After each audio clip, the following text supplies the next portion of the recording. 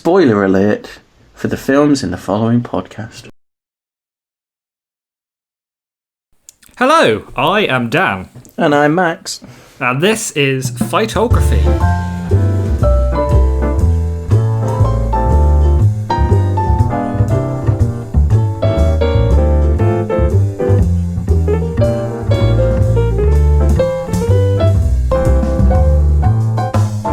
This is the final week finale.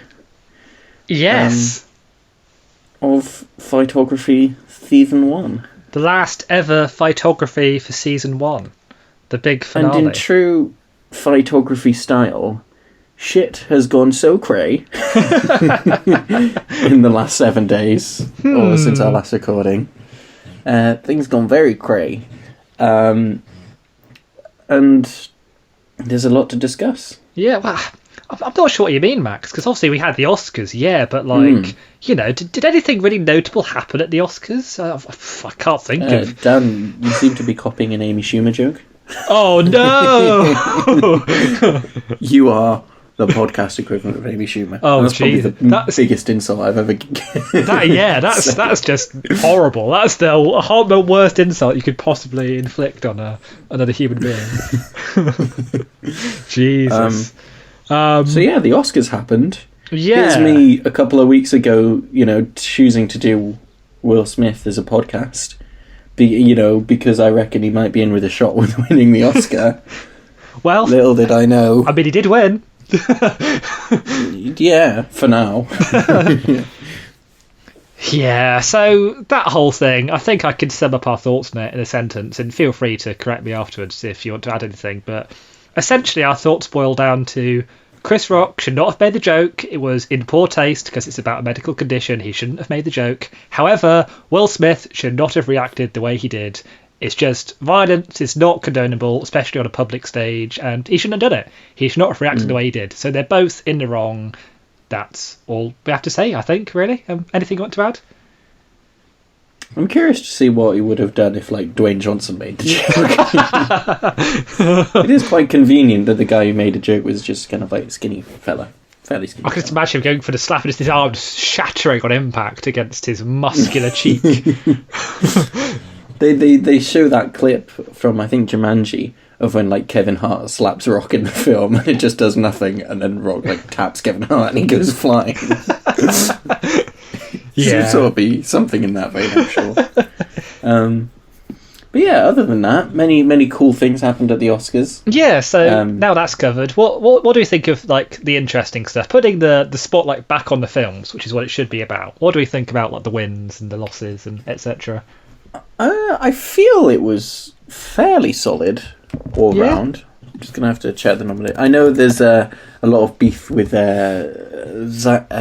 Justice League winning like most crowd pleasing moment or whatever, which is just a load of bollocks. I mean, even like okay, because me and you both have opinions on Zack Snyder's Justice League, and you know they are what they are, but also.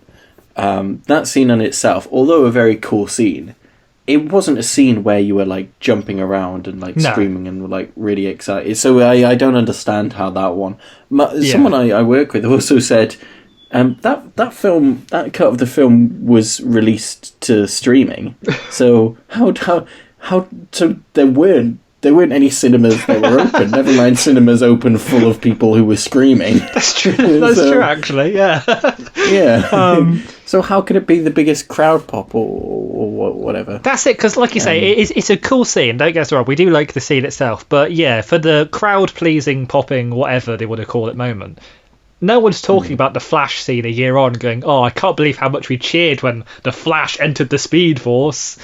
You know, which was a very rushed thing, wasn't really set up at all. I mean, there was that scene earlier in the film, to be fair, where they're resurrecting Superman and like time rewinds like a single second or something. But yeah, but this is the thing. It's sort of like they never set it up in the film as something that he's been aspiring to doing. If that makes sense. Yeah. It's not like it would have been I think a bit more impactful if at the start of the film you just like, oh. I've tried to do everything possible, even broke the speed, like something less badly written, but if there was a setup that it was actually something he was trying to achieve. So when he achieves it, it's more. I mean, he has, because he has conversations with his dad, and the whole thing of Flashpoint, this famous event, is that he turns back time to sort of save his mum and obviously his dad by proxy because he's no longer framed for killing his mum. So they could have had a thing there where he's like, I could turn back time, and his dad's like, no. If the moment you start doing that, you sort of fucks things up, or you sort of have like the Doctor Who conversation basically, where you're like, don't change time, Barry, don't fuck it up, don't risk it. So that establishes that he doesn't normally, and that's why when he does at the end of the film, it's dire circumstances because he has to break the rule.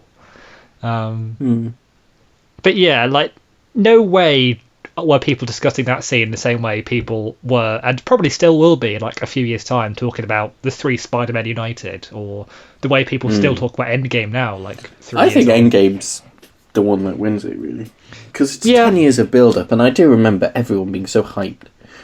Oh yeah. My parents saw Endgame. I don't think they've seen No Way Home.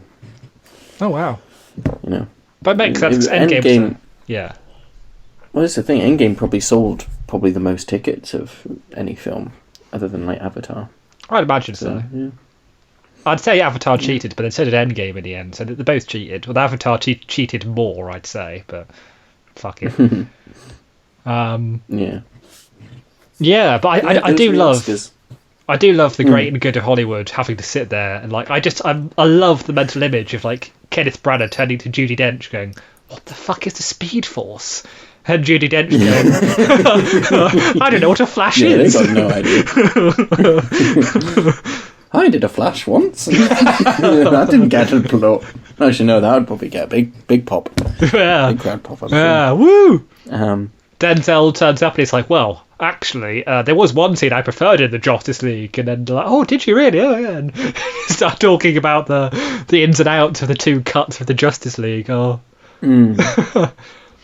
But yeah, no, I think awards-wise, I mean, I do still need to watch some of the films, but I think awards-wise, it was fairly solid.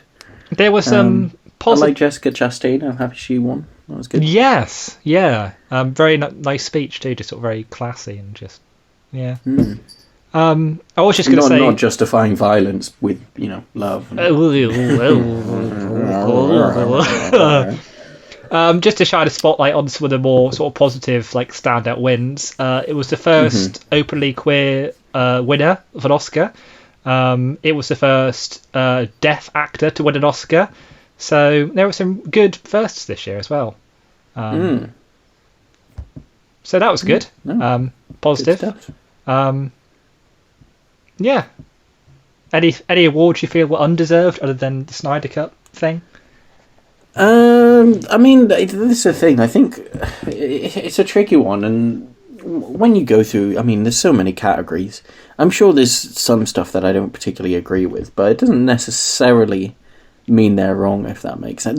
There's none I particularly see, and I'm outraged. I'm or anything like that. Yeah. But I'm happy. I mean, I think it's a fairly kind of solid. I mean, it doesn't help that I haven't seen a lot of the films.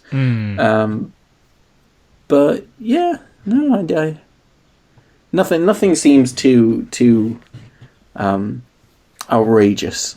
Dune won a lot of awards. It did, which I think is quite interesting because it's sort of in a way, because last week we had a discussion about Dune. Yes. And I think in a way it sort of kind of proves both our arguments to be correct, in a sense that Dune won, I think it won like 6 Oscars or something. It was all of them for regarding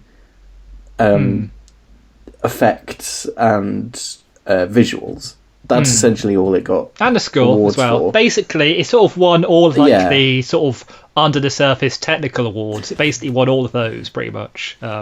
It won all the awards that we praised the film for, and then it won none of the awards for things that I found difficult. Yeah.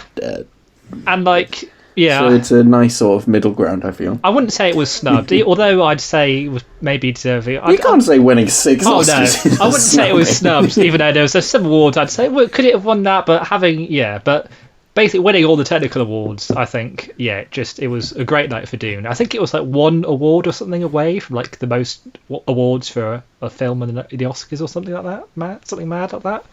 I'm not sure. If it got like best director as well or something, it like would have been like one of the most successful Oscar films ever, apparently. But I got that from Twitter, so don't quote me on that. I could be totally wrong.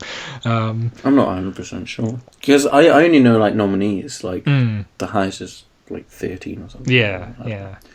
But yeah, it was good to see it do well. I did hate how they cut a lot of the awards from like transmission to supposedly save time, even though the awards were actually longer than they were last year in the end. I do hate that because it's a disservice to all these people who are meant to be celebrating all their hard work to like just not show their awards. But yeah, Greg, I'm butchering his name, apologies, Greg or Greg. Fraser, I think it was, the guy I mentioned the other week who did cinematography for Dune and the Batman and Rogue One and stuff. He got an Oscar, so well done. It's good to see him being recognised. I like that Cruella won Best Costume. Yeah. Because if I thought anything from that film, I was like, fucking hell, the costumes are pretty fucking rad. Yeah. Someone who knows nothing about the Oscars.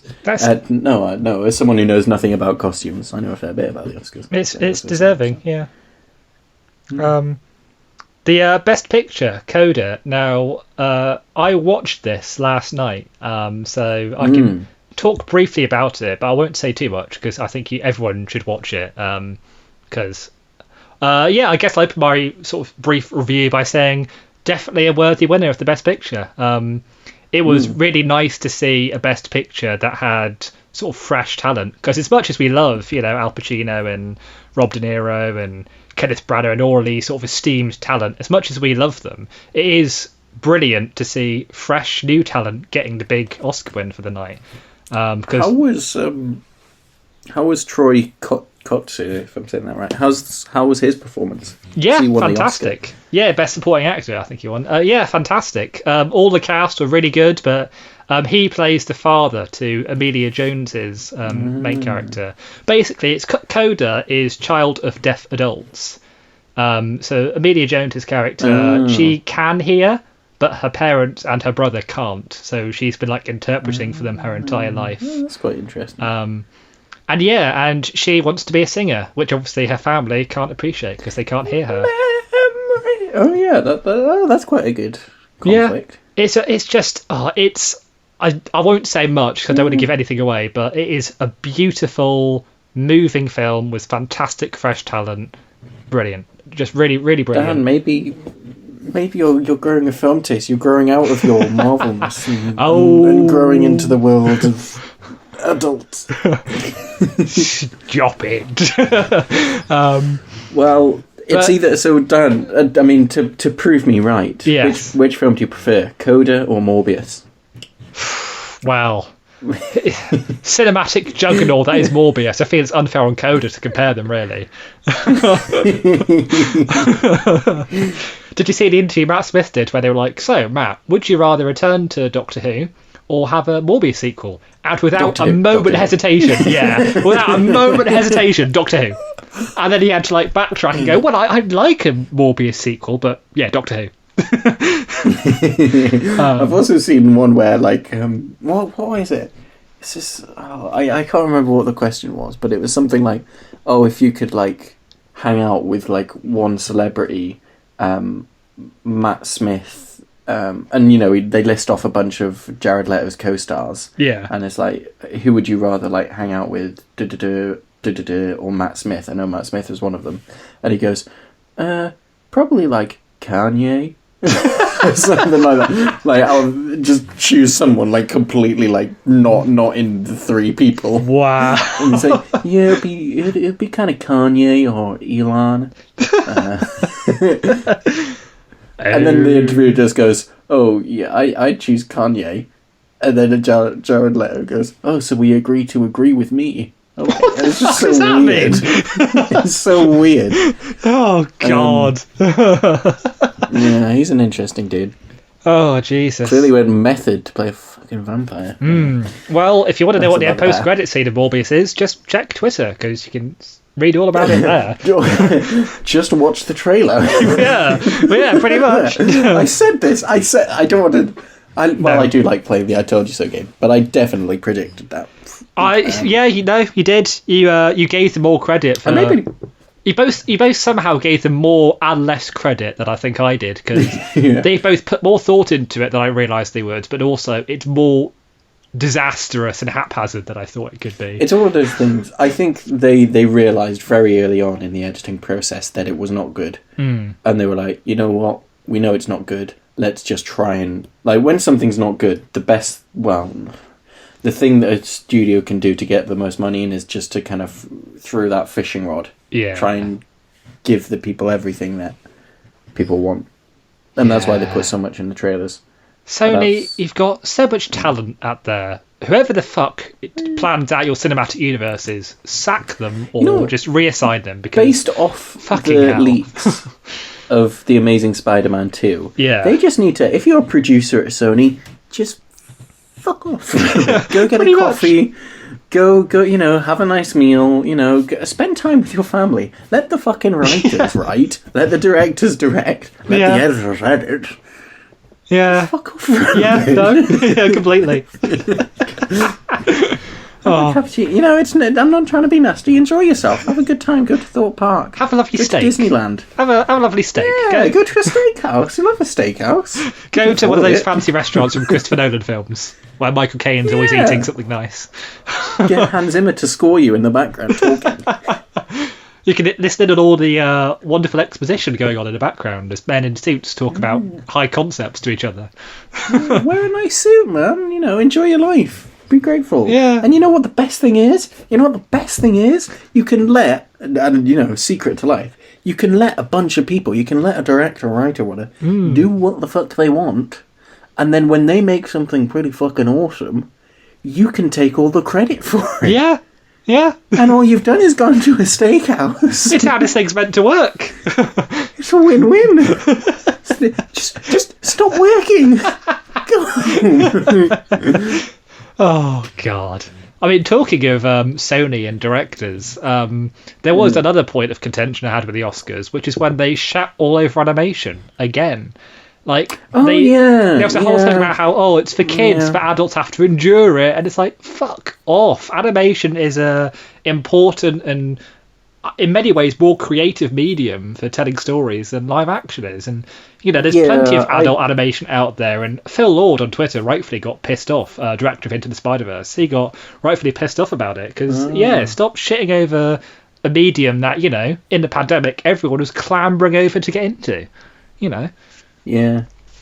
No, I think it's true. I don't watch loads of animation, but I don't think animation's a perfectly good, viable form of film. Yeah. I think what you can say is, I feel that, a big percentage, 70%, if not more, of Western animated films are sort of kids film or films that are sort of more designed for kids. Into the Spider-Verse is sort of like a child's film. The Lion King's a child's film. Encanto's a child's film. But I sort of don't really think that matters, because the thing with something like The Lion King, which is a film I really think is really, really excellent, is it's a kids film, but it's probably more powerful, thematic, all these words, than a lot of kind of feature films. Just because it's a kids' film doesn't mean it doesn't have weight or well written, well directed, Yeah. So I don't know. I don't know why you'd shit on animation. I think all the best kids stuff. Animation's quite good. Yeah. All the best it's kids quite stuff good, really. Is even if it's designed for kids, it's good. So all the best kids stuff, I think, is when it's at its best. Kids fiction, whatever you want to call it, is better than 60-70% of supposed adult stuff, because it's in many ways more mature, because it doesn't sort of cram in blood and gore and swearing and sex for the sake of it. It just tells an important powerful story that anyone can relate to. And when you do kids fiction well, it is better than most so-called adult fiction. But even then, animation isn't whilst there's probably a bias, you're right there towards sort of kid stuff. It's not entirely kid stuff because you got plenty of adult animation out there. You got South Park and Rick and Morty, and just to name two sort of cartoons. But you've also got films in the same vein. There's Invincible, one of the best animated things from last year. You're telling me that's a kid? It's a bit where he fucking sticks his face into a train and you just see these people at high speed just get mushed and just squished all over raspberry jam. Yeah. I mean, I'm going to show my kid that. So, I thought it was good. Superheroes. That's what kids. Have you watched the Boys animated thing, by the way? No, I haven't. It's interesting because it's not like canon to the main show. It's sort of a series of like little vignettes, I guess is the term for it. Yeah, but it's pretty fun. Yeah, I don't watch loads of animations, but I will watch an animation. If there's a particularly interesting film, if there's like Encanto's quite popular. I haven't watched Encanto, but if it, I wouldn't be against it. But I think animations are perfectly like Pixar films are pretty fucking good. Yeah, Disney, like The Lion King's pretty good. Yeah, they got I think there's so many good films. Yeah, and like Lion King's one of the best films, maybe ever. Yeah, I don't know. You'd put it in like the top 20, maybe. Oh yeah, I don't know. It's definitely on like the IMDb list of films you have to watch.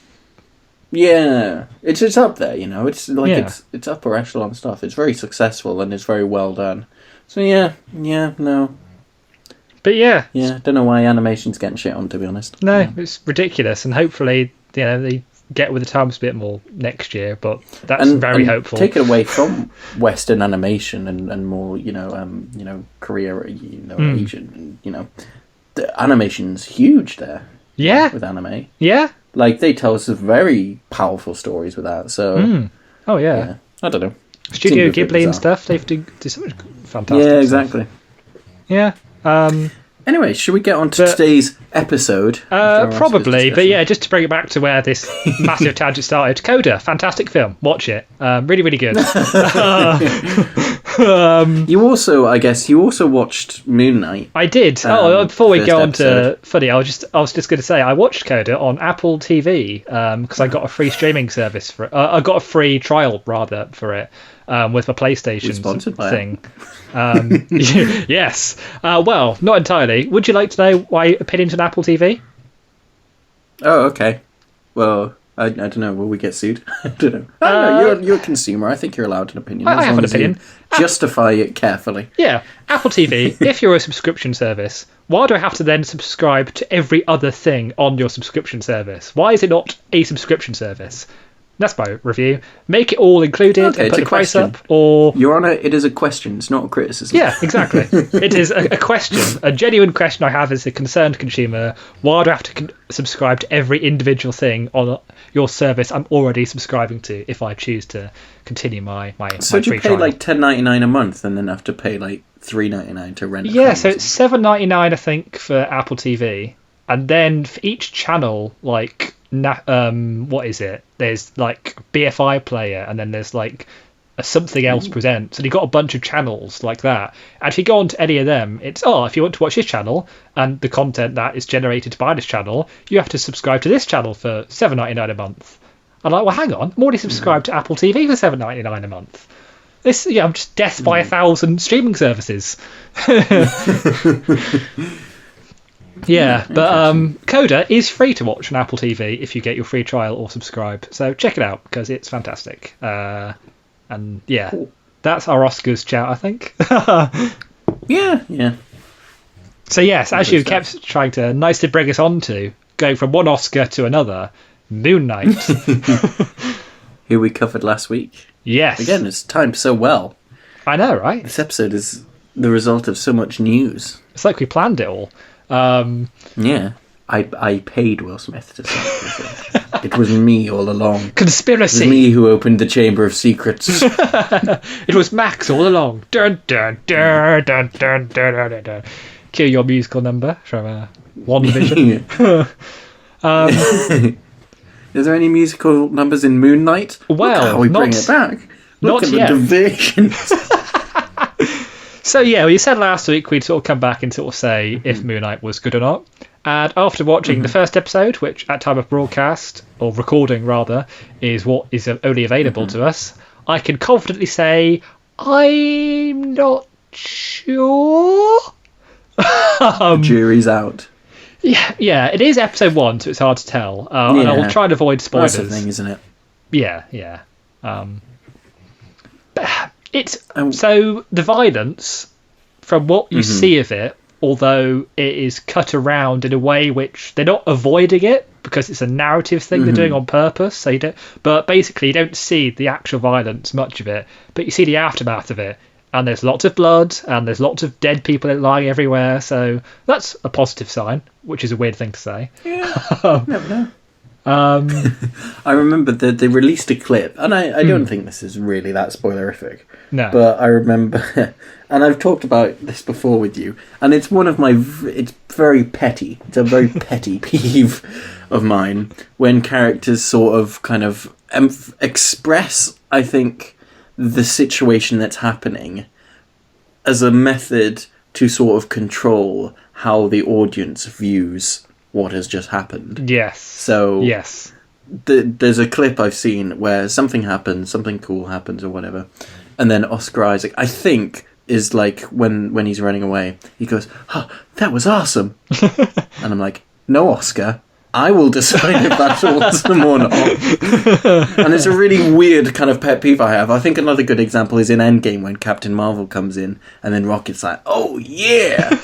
And it's when people, like in Star Wars, when something scary happens, but you know, when they're on the horses in The Last Jedi or the horse things, and they're like, "Woo!" And it's just, it's weird little stuff like that. And it seems quite harsh and very petty. I can see, but it's these sort of like emphases, these kind of, "Oh, this is awesome! Oh, hoorah!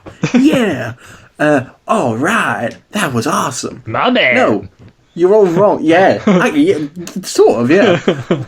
And it's like, no, you will not emphasize these. You will not make these noises in order to, you know, persuade me that what happening is cool. I will watch it and I will decide myself whether it's cool.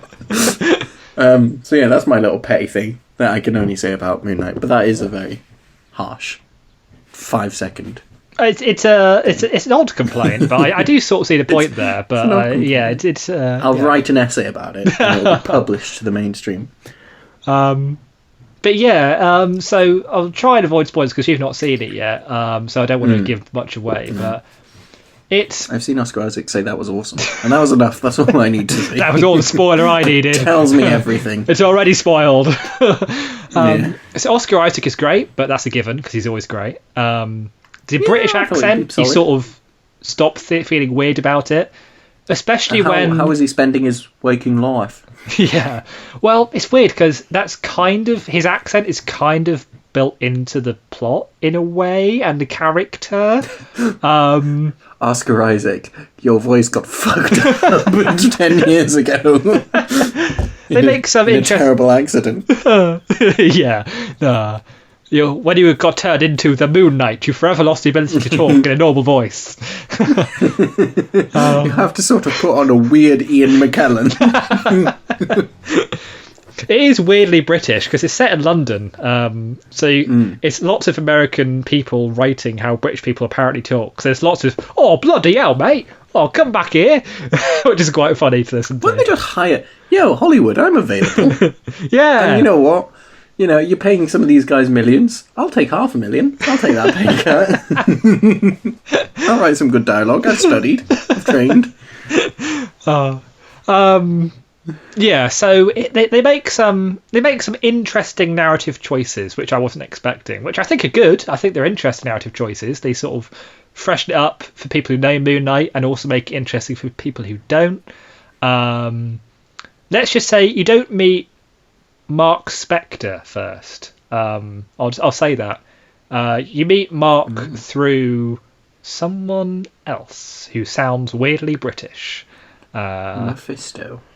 But yeah, they have a lot of the mystery thing going on, but they don't really lead into the more ambiguous side of the mystery, if that makes sense. Like, it's a case of, oh, this is definitely happening, but it's mysterious as to what the definitely happening thing is. So it's sort of halfway to what I wanted on that front, which is all right, but it's not fully there. But we'll see what happens in future episodes, because it's only episode 1. It's all about committing. We hope they commit. Yeah. There are, so yeah, like the violence is hard to judge yet, like I said, because they sort of cut around it through things that happen in the narrative that, again, I'm trying to sort of avoid talking about too much.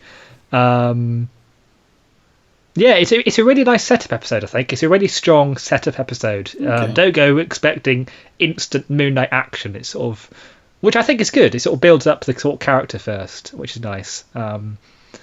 Yeah, Ethan Hawke is interesting. I'm not sure who he's playing yet, in terms of if he's a known character. I don't think he's Morlan, like that fan theory was, because he doesn't seem to match up with Morlan. He may be Dracula. I'm not sure. Mephisto. Hello? Mephisto. Yep. Oh. That's going to sound really weird on playback. Yeah. Anyway. Oh, that was... yeah. But yeah, so my thoughts so far... Interesting start, not fully where I want it to be, but not a million miles off either. It's like, you know how people say it's in the ballpark? It's like in the children's playground. So closer than the ballpark, closer than that, but not fully there yet. The jury's still out. The jury's still out. And I think, I'm not really surprised. I think, it normally takes a few episodes to sort of get into stuff, I am concerned by development. One good episode doesn't mean good series. No. I'm concerned by one development on Disney Plus. Did you hear about Falcon and Winter Soldier? No. They are editing out blood and stuff from it. Oh, I heard that about... Oh no, maybe it was Falcon and Winter Soldier. Yeah, because there was like a side-by-side example that like, a guy's been shot, so he's got like a bullet wound of blood behind him, and then now he's just on the floor. He could be asleep, for all we know. Yeah. Which is really weird. Disney, fucking why? Maybe now that they've let the adults see it, they'll open it up to more kid-friendly? I don't know. I don't guess know. Streaming services still hasn't got ratings figured out. I'm still annoyed at Netflix for allowing a bunch of 14-year-olds to watch 13 Reasons Why. Oh, God, without any sort of barrier, Yeah. I know it's hard to put up a barrier, but still, there was none. Yeah, no, that was, and I'm still annoyed at them for that. What they attempted Has it to led do... to people's deaths? Probably. I think it wouldn't be a jump to consider that, certainly. Their attempts to sort of rectify it with the second series with like that sort of disclaimer at the start, it's too little, too late. Too little, too late, really. Yeah. Too little, heightened, bold, italics, underlined. Yeah. But I think with the Disney Plus thing, if it's a case of like there's a version for kids and like a version for if you have the adult thing, that would make sense, I guess, because you can get the best of both worlds, and Disney's got the money to do it, so sure. But the fact that from what I see, it's just the one copy of it which has now been edited, so there is no version of it with the original blood and stuff, that's not cool. Like, let artists create the art they want and don't interfere with it, Yeah. Anyway, so on to today's episode. Yeah, so that's all I can say about Moon Knight for now. Check it out. Interesting start. We'll see where it goes. We are coming up to the finale, which means we have the Champions of Champions battle coming up. But firstly, I'm led to believe there is one more spot available in that Champions of Champions battle. Indeed. And to determine that, we're going to have a wildcard v wildcard off in Battle Royale. Yes. As a sort of warm up, I suppose. Yeah. Like, how big events and stuff, you've got the main event and then you've got the warm up act, to sort of get you in the mood. Yeah. This is what that is, basically, because we always have a wildcard spot in our battles, and to decide who gets to be our champion's wildcard, we need to determine who is the greatest wildcard. Nice. So would you like to take us through it? Indeed, because I've compiled lists of both. Nice. I managed it pretty much entirely from memory too, which was good. A nice. Oh, really? Yeah. There was a few I had to sort of think for a moment and go, and I went, oh yeah, it's that person. But yeah, feel free to correct me at any point if I on our actual champions gladiators if I get any of them wrong. But I'm pretty sure they're all correct. No. So our list of wild cards, and maybe we'll see if we remember how we connected them as we go along. So the first wild card, Max, was yours, and it was one Megamind from the Tom Hardy episode. Yeah, and I seem to remember it was It was a link between Tom Hardy being in Christopher Nolan films. He was scored by Hans Zimmer, who I think after Inception or after The Dark Knight Rises, he scored the film Megamind, which is why we've got Megamind. Yes, he is our first. Blue Alien Man.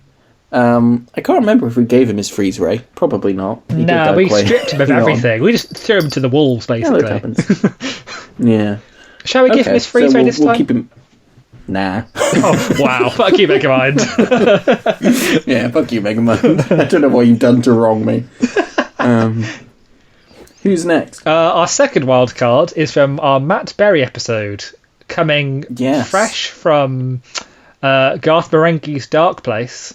We have Skipper the Eye Child. Oh yeah, I forgot about that. Which is basically a giant eye baby with a mouth. Yes. So I've noticed there's a pattern with these where there's like an almost 50-50 split of, they'll last, and they're going to die instantly. Instantly, yeah. This is unfair. Oh well, we'd make the rules. Yeah. Fuck it. So the next wild card was yours from Keanu Reeves. Do you remember your wild card that week?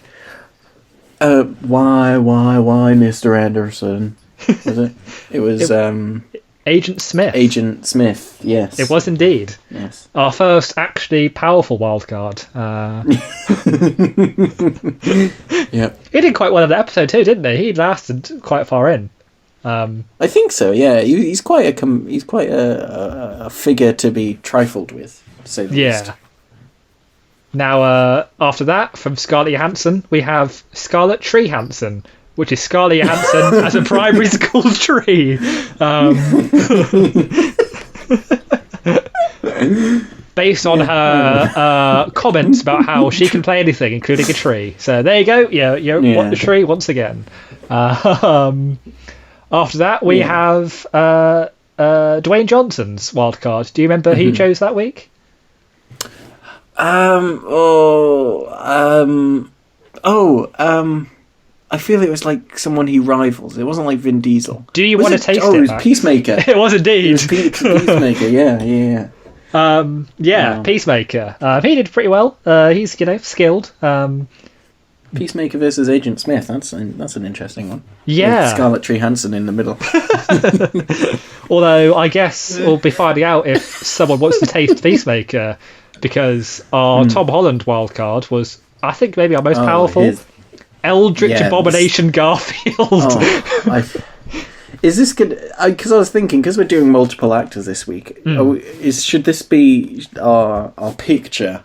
The fucking messed up Garfield. I was thinking about that. Yeah, I was thinking either make it like an iconic character who stands out, or try and edit together some amalgam of like some of our favourite fighters. Yeah.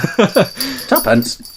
We'll decide that later, and you'll, I guess, if you're listening to this, know by that point what we went with. But yeah, Eldritch Abomination Garfield. I never thought I'd have to look at this thing again. It's a wild one. The link there was, of course, Garfield the cat, at like Andrew Garfield, who was a fellow Spiderman with Tom Holland. Yeah. I recommend everybody to Google what this looks like, because it is a horrifying black and white sketch of just an absolute... I wish I didn't have to look at this again. It is freakish, and there's like multiple interpretations of it too, which is fun. You can have like insectoid Eldritch Garfield, you can have unknowable Cthulhu-esque Garfield. It's up to you. Yeah. You sort of like, if people know what Cthulhu looks like, it's sort of like that, but with Garfield's face. Yeah. Sort of. I like to describe it as like the Thing from The Thing, but with a cat head stuck on top of it. Yeah. Who do we have next? Next up was your pick for Robert Pattinson. Do you recall which ancient rivalry? Yes, it was Wolf Boy. What's his face? Taylor Lautner. Jacob, that's it. You won't Jacob believe Wolf it. Boy. I've actually got Jacob the Wolf Boy as I've listed him on this list. Great minds. Indeed. Yeah, that was an ancient rivalry. Will he get to have a round 2 this week? We'll soon find out. Probably not. From Zoe Kravitz, we have John Malkovich Vulture from the unmade Spider-Man 4. Yeah. Now, interesting, there's been a development since this episode. I listened to another podcast which claims Ben Kingsley was in fact in the run-in for the Vulture as well. So I only ever heard John Malkovich before then. So what you're saying is it's Ben Malkovich? Yeah, it's like Two-Face, but half of his face is John Malkovich and half of it is Ben Kingsley. They look quite similar, so yeah. So Ben Malkovich. Yeah. We'll only refer to him as Ben Malkovich from now on. You'll never see me, John Malkovich. I like both of them. Yeah, both good actors. Until one of them does something, and then I won't like them. Speaking of doing things you don't like, our next episode is Will Smith. Do you remember our wild card for this one? Oh my god, I don't actually. It was a good one. All I can ask is, what is your favourite scary movie, Max? Oh, it was the Scream Killer. Of course it was. Yes. Because the Scream Killer kills Jada Pinkett Smith. You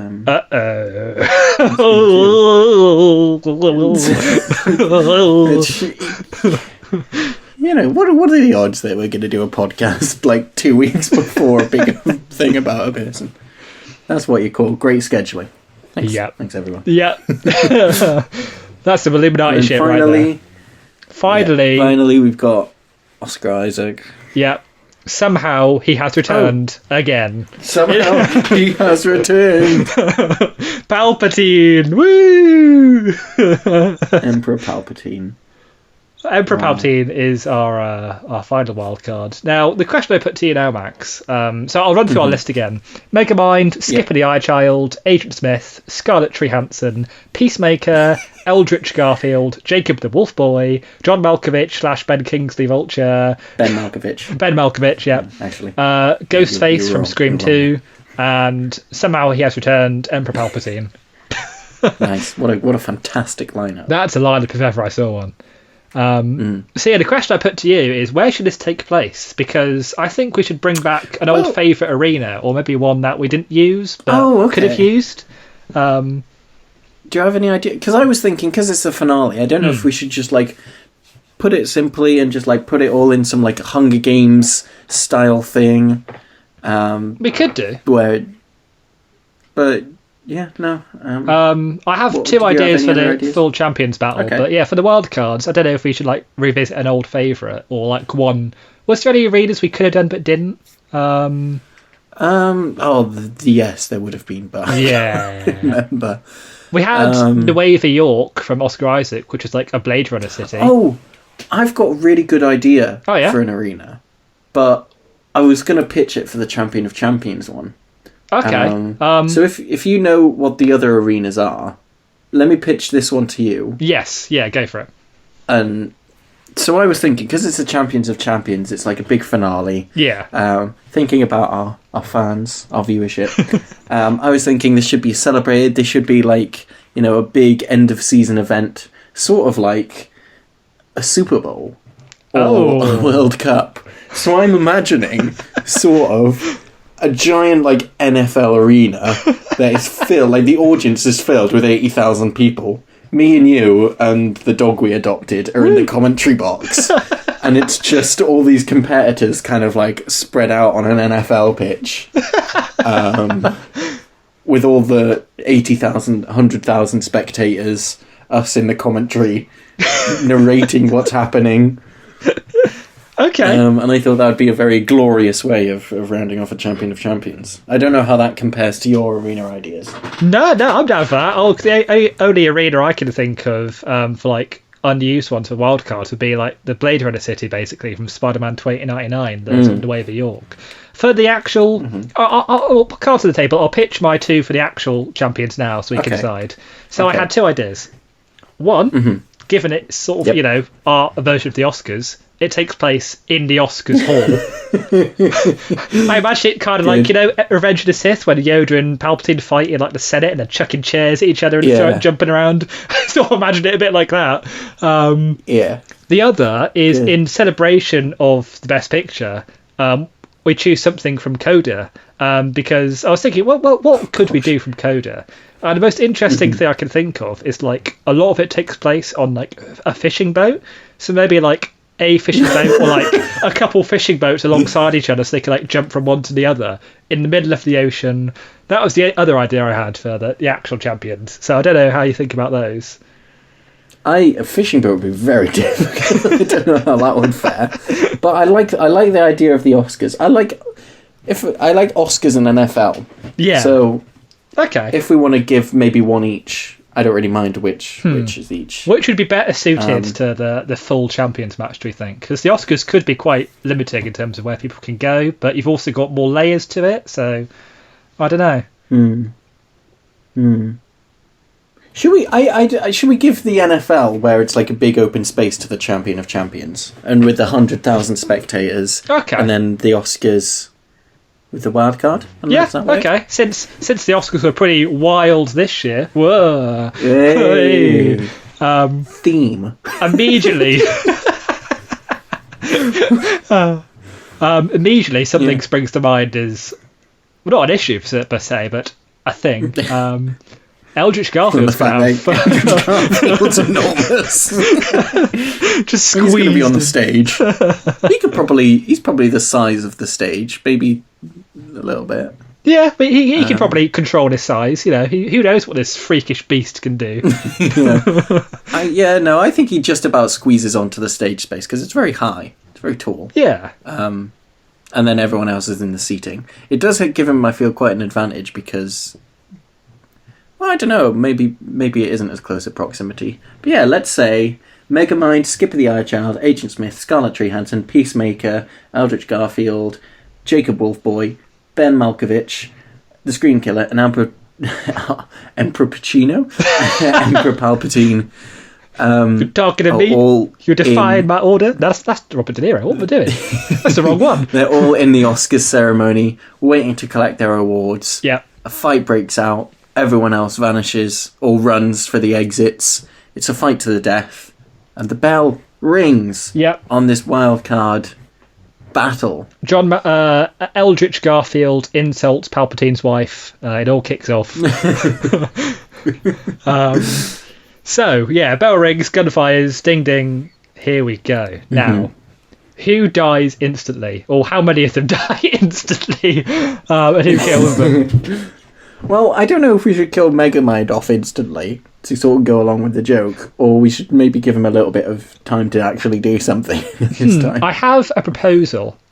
Because Megamind has his little fish friend, so he sort of little freakish pet things.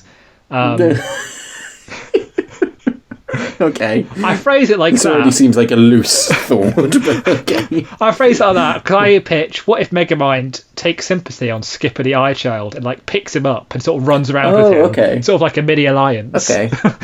I will adopt... how do you sound like? He sounds kind of like... I don't know. I will... Not Arnold Schwarzenegger. How does he sound? He doesn't sound that weird. Or does he sound weird? Hello. It's so... yeah, kind of like that. I think. Okay. So Megamind adopts Skipper the Eye-Child, and they're gonna. What's Megamind's go-to plan? Because I feel he would be. I know he wants to be heroic, but I also feel that there's a cowardly, intelligent necessity to not getting the way of fire. Yeah, getting the fire in. Definitely. He died last time, actually running away and accidentally running into like a car. Yeah, I mean he's squashing on the window like a bug. Look, it's actually on Apple TV, funnily enough. I saw that. Hey. Good. Yeah, so... C6. Yeah, he's definitely cowardly, so I think, yeah, you're right. He probably runs away again whilst holding Skipper the Eyechild. Now... Runs into the auditorium, yeah, maybe. Skipper Tries to find a snack bite people who tend to pick him up. So maybe he starts biting Megamind's finger, like chomping on his hand. I just remember the scene he kicks the shit out of Skipper the Eyechild in the show. Yeah, so Skipper starts biting Megamind. Does Megamind think that Skipper's hungry? Maybe runs to the auditorium to try and find some food, whilst also get cover, and also try and get Skipper the Eyechild off him. I think so. Or is he going into like bloodless rage and trying to like smash his head in? I think it's somewhere between the two. Like he's sort of trying to sort of get him off, and like in a way an animated character would sort of like exaggeratedly throws his arm around trying to get him off. But he forgets that Skipper off the wall. Exactly. Skipper is not an animated character, so he cannot survive such abuse. So much like his actual fate in the episode, Skipper is mushed.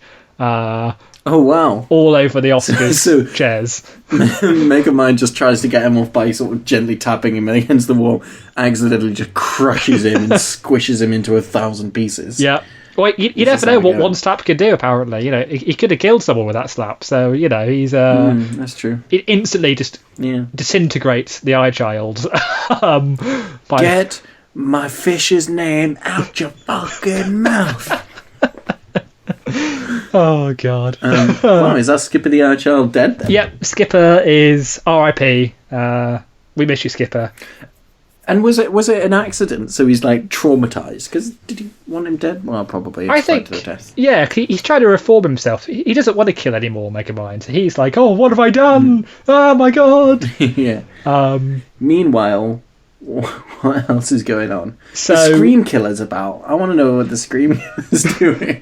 Well, I think the Scream. You also have Scarlet Tree Hansen. Sorry to jump around. No. You've got Scarlet Tree Hansen, and you know, as the fine performer and actress / actor she is she immediately is a tree camouflaged to the world, a tree in the Oscar ceremony, but no one's judging it. She's such an encapsulated performance. Yeah, people don't bat an eyelid. I think so. I think they just assumed that Leonardo DiCaprio must have planted a tree last time he was here, so they just assumed that it was a tree. The tree is older than his new girlfriend.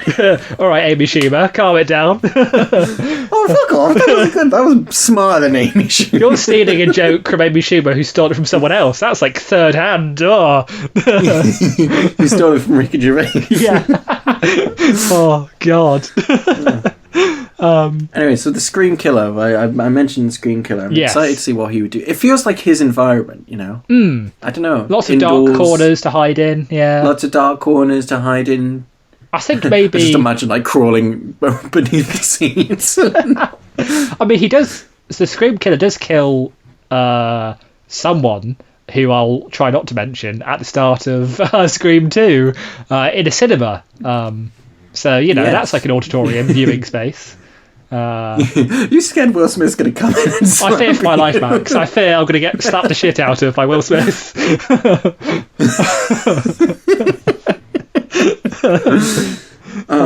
So yeah. Do we reckon Scream Killer's like just like crawling underneath the seats, waiting for his perfect time to strike someone? Maybe. I think so. Ooh. Now there are two ghost faces in Scream 2, and they were when we used them as a wild card. So what if? Yeah. Did we have a tag-in function? I think we have a tag-in. We did. But what I was going to say is, what if there's a case of mistaken identity? Because there's another figure in long black robes who, if seen from behind, may be confused for the second Scream Killer. So maybe Ghostface is like, oh, what are you doing here? So goes to like talk to him, only to be faced with, somehow he has returned, Palpatine. Palpatine. Who just like lightnings the Scream Killer across the room. Yep. Long have I waited. Is it a thing that like so the Scream Killer crawls underneath the seats, he sees that the Scream Killer is up in the aisles, and he goes up, oh it's you, turns around, it's Emperor Palpatine. Emperor Palpatine lightnings him quickly across the room, flies across the room. Meanwhile, on the other end of the room, Megamind is like literally in the action of slamming Skipper the Eyechild against the wall, and like the Scream Killer clashes with Skipper the Eye Child, and they both sort of splat in a mess of raspberry jam. Oh my god! Blood goes all over Megamind, and because he's blue, there's just like red all over his face. I thought you were going to say he hits into Megamind and just mushes him into the mush of Skipper. So there's like a blueberry jam, raspberry jam, mush everywhere. I mean, we could do if you want. I think, to keep with the joke, Megamind has to die now. So, yeah, fuck it. So Megamind has been squashed. Oh, the Scream Killer. Yeah, a nice blue-red mush. Nice. Yeah. Is the Scream Killer dead, or are we having a thing where he's like tagged in, or is he dead? Well, he got to go for the head, so I think he's just sort of knocked down but not out. He's just sort of like contemplating what the fuck just happened. Say, holy shit! Does the other Scream Killer tag him in then? The other Scream Killer. I think so. Yeah, it's like whilst you're down, I'll tag in for a bit.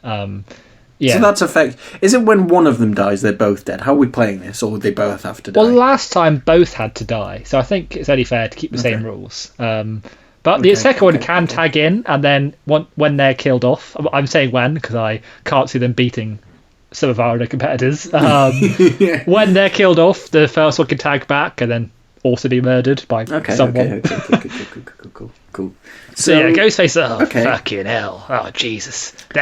Meanwhile, to address the literal elephant in the room, we got Eldritch Garfield. What's happening there? So Eldritch Garfield just sort of screeching on stage. Do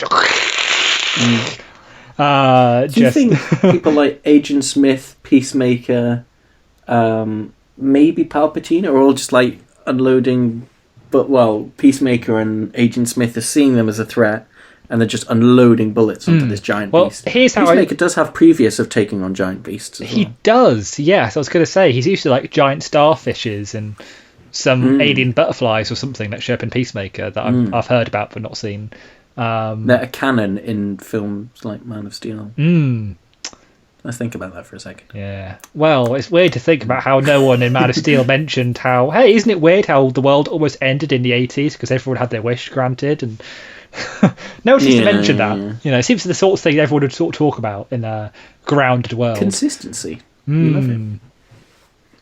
Do you reckon Bruce Wayne wished for his parents back and then had to unwish them again?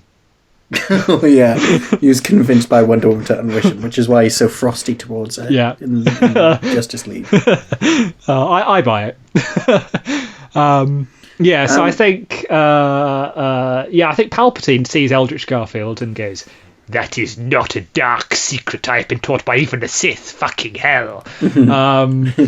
So does he use lightning, Peacemaker and Agent Smith unloading bullets on it? Yeah, so Peacemaker, in the name of peace, just tries to destroy this monster, just open firing.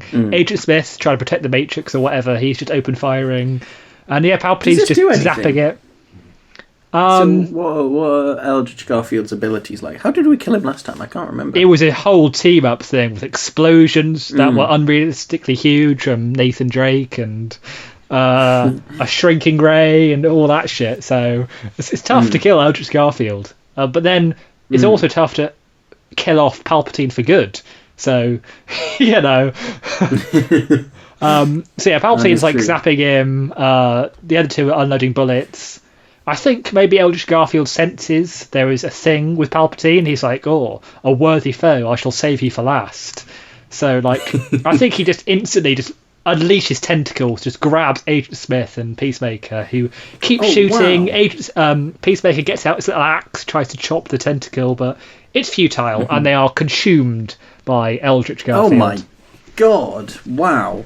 Wow! Yeah, 2 huge players eliminated by Eldritch Garfield. Yeah, just eviscerated. Which maybe makes up for the fact that he was killed so fucking ruthlessly and harshly last time.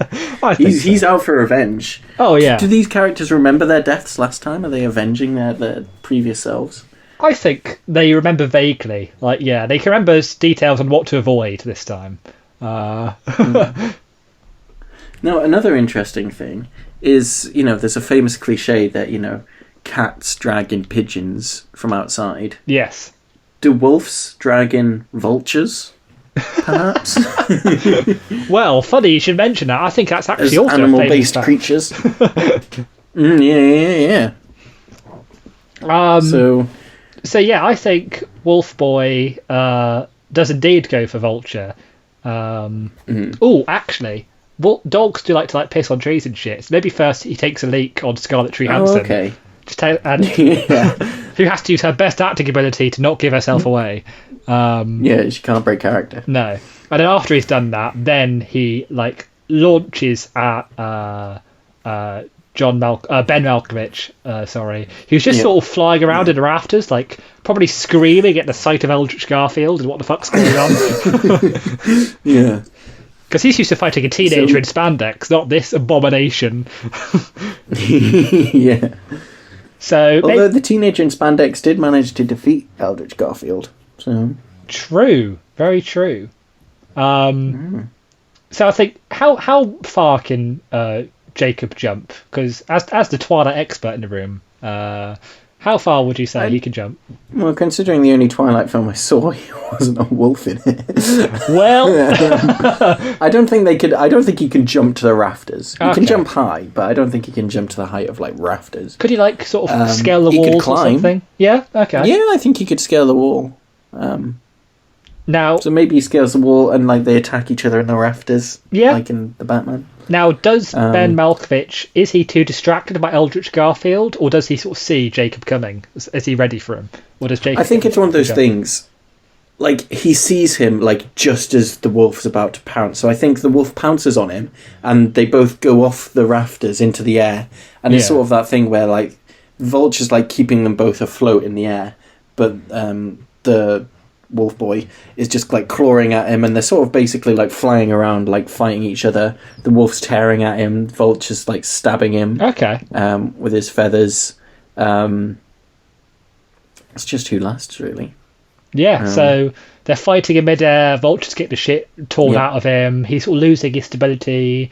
At this point, Peacemaker and Agent Smith are shooting at Eldritch Garfield, but they've just been taken and consumed. It's all happening at a similar time. Yeah. It's all raspberry jams on the floor. So, does Vulture crash from all of this attack and just splat over the floor? He could crash. Does he crash near Scarlet Tree Hansen?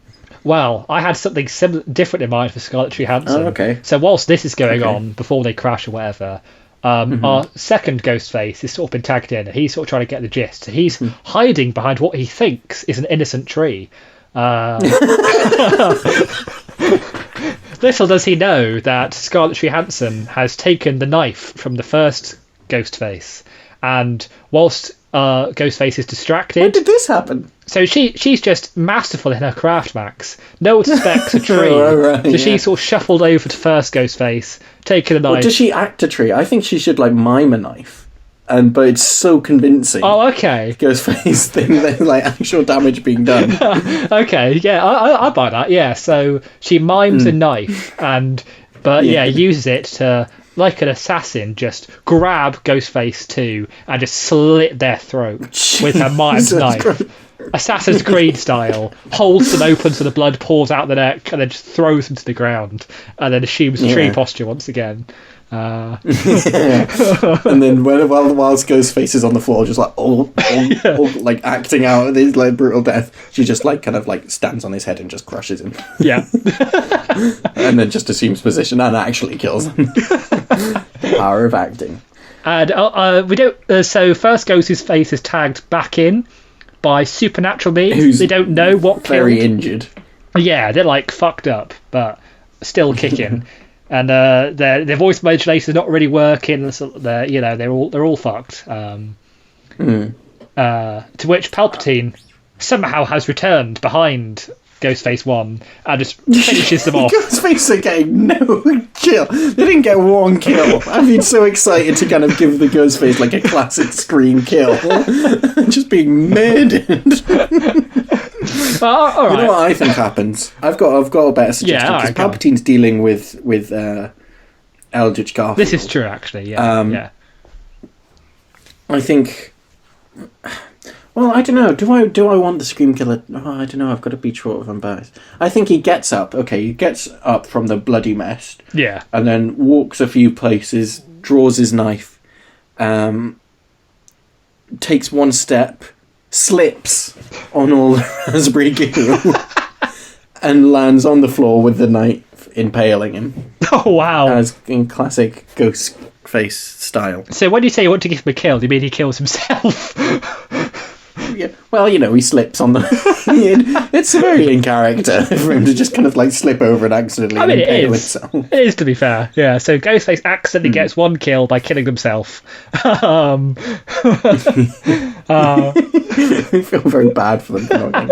Or we could do it where Vulture and Wolf crashes near Tree Hansen, and both Vulture and Jacob are exposed to a Scream killing, perhaps. I was thinking something like that. Yeah, maybe like they crash and they sort of get separated slightly in the nature of the crash. So Vulture's fucked up. Yeah. Wolf Boy's fucked, but not as fucked. And then whilst Vulture's down, Ghostface charges towards them, excited for the opportunity, quickly slits their throat, stabs them a few times to make sure, and is like, I did it! I actually managed to kill one of these bastards! Or is it a thing where, Scarlet Tree Hansen, again, breaks her guys and takes, Ben Malkovich in a headlock and, slits their throat at the same time the Scream Killer does it, and they both, slit their throats at the same time. Ooh. So both Ghostfaces are killed at once? No, Ben Malkovich is killed by Scarlet Tree Hansen, and Jacob Wolfboy is killed by the Scream Killer. Oh, yeah, with you. Yeah. And they're killed, but then the Scream Killer has seen Scarlet Tree Hansen break character. Yes. In order to mime slitting Ben Malkovich's throat and then, snapping his neck or whatever. Yeah. So now, could we have a chase sequence between the Scream Killer and Scarlet Tree Hansen? The result being that the Scream Killer slips on the raspberry jam on the floor and impales himself. I think so, yeah. I was going to ponder how far Scarlet Tree Hansen's mime powers go. Can she be miming being Poison Ivy, where she controls vines and shit? Or no, I think she's been caught breaking character. So Bennett's best thing is to just run. Okay, maybe her mime powers leave her once she's caught breaking character. Once the facade is down, that's it. Her powers are exactly gone. Okay, exactly. So we get a final girl-style chase, and Ghostface slips and impales himself on their own. They run around the auditorium backstage. Yeah, she hides behind a pillar, and then Ghostface seemingly runs off in a different direction. But then she turns around, and he's there in the other direction, and he chases her again. Chases her into the freezer, the walk-in freezer or something. Yep. And she stands still to look around for a hiding place, and then this all just continues, and then they end back in the auditorium, and Scream Killer slips on raspberry jam, full circle, very literally, and impales himself. Yeah. Which means we've got Emperor Palpatine, Eldritch Garfield, and Scarlet Tree Hansen in the final three. Now, I think in all this running around, her cover's blown, because Eldritch Garfield knows all, sees all, so he's seen this. And does he then just launch another tentacle and just consume Scarlet Tree Hansen? Yep. He's been quite tame so far, so yeah, sure. Maybe as a cruel joke, he transforms her into an actual tree as he's consuming her, just to satisfy his sadistic taste. If he has those powers. Sure. He's an Eldritch god. He can do whatever he wants. So that leaves Eldritch Garfield and Emperor Palpatine. A godlike being versus someone who cannot be killed. Dormammu, we've come to party. So what happens? What are Eldritch Garfield's powers now? What can kill Garfield? I've basically categorised him, I think, in my mind at least, as the Thing. So lots of tendrils, can control their body, is super hard to kill because they can regenerate parts of themselves. I think they're not quite as powerful as the Thing. I don't think you have to destroy every cell to kill Eldritch Garfield. So they're not as strong, but they're more or less in that area. Whereas Palpatine has like Force lightning, which he can use to bring down spaceships. He's quite powerful. A lightsaber he might need to use. He's got a lightsaber. So maybe Eldritch Garfield is launching. This is a tricky one. Maybe Eldritch Garfield is launching tentacles. Palpatine's like slicing them off with his lightsaber, launching lightning back at him. It's an epic battle. Maybe Palpatine tries to turn Eldritch Garfield. Maybe it's like, my friend, you are a powerful beast indeed. I think in order to do so, I feel that's definitely... Well, it's a fight to the death as well, though. I think it's interesting because Emperor Palpatine seems to be getting the upper hand. He's cutting off these tentacles. He's force lightning him. He's dominating the fight so far. But no matter how much he cuts off, Eldritch Garfield just sort of he keeps coming. More tentacles just unfurl from somewhere within his monstrous form. Does Palpatine employ the Mace Windu approach, where he sort of feigns weakness? He goes, I'm too weak. I can't. I'm too weak. Okay, so he plays the victim. Yeah, so there's been a bit of a fierce battle. Palpatine thinks he tries a different approach. So how does he turn the tables here? Because lightning hasn't worked so far. So can he defeat Eldritch Garfield? Well, I feel like he could... I feel that lightning would work somewhat. I don't think it would be damaging, but I think it would hurt somewhat. I think a lightsaber would be quite deadly. Yeah. But if we're saying he's cutting off all these tentacles, and then another tentacle spouts out and eventually manages to knock his lightsaber out the way, it would be a matter of Palpatine backing up into the wall, pretending he's too weak, Garfield coming inches towards him. Can Emperor Palpatine force his lightsaber over to strike a fatal blow, or is Garfield going to be too powerful? I've got it. Okay, so Garfield just going to be okay. So bear with me here. So, Palpatine is backed into the corner. I'm too weak. All of that, and then he uses a lightsaber to try and get a devastating blow. It injures Garfield, but it doesn't finish him off. And so Garfield launches out a paw and just crushes Palpatine, dead. Jesus. Or so he thinks. Because then the rafters collapse on top of Eldritch Garfield, injuring him a bit more, but not quite killing him. And from the audience, somehow Palpatine returns. And then he's forced the rafters down. Yeah. And then Eldritch Garfield kills him again, and then from somewhere else, somehow Palpatine returns and slices off another limb. And this basically keeps going on. What I imagine it is Doctor Who, Heaven Sent, where he's just punching the wall and gradually wears it down over time. That's basically how I imagine this goes. Palpatine just somehow keeps returning. In our last episode, Palpatine could only return a finite amount of times. So I don't know if... Well, it was a point of contention, because I think the episode ended where I wanted to limit him to, returning somehow once, because of Rise of Skywalker. It's the only time we've seen him somehow return.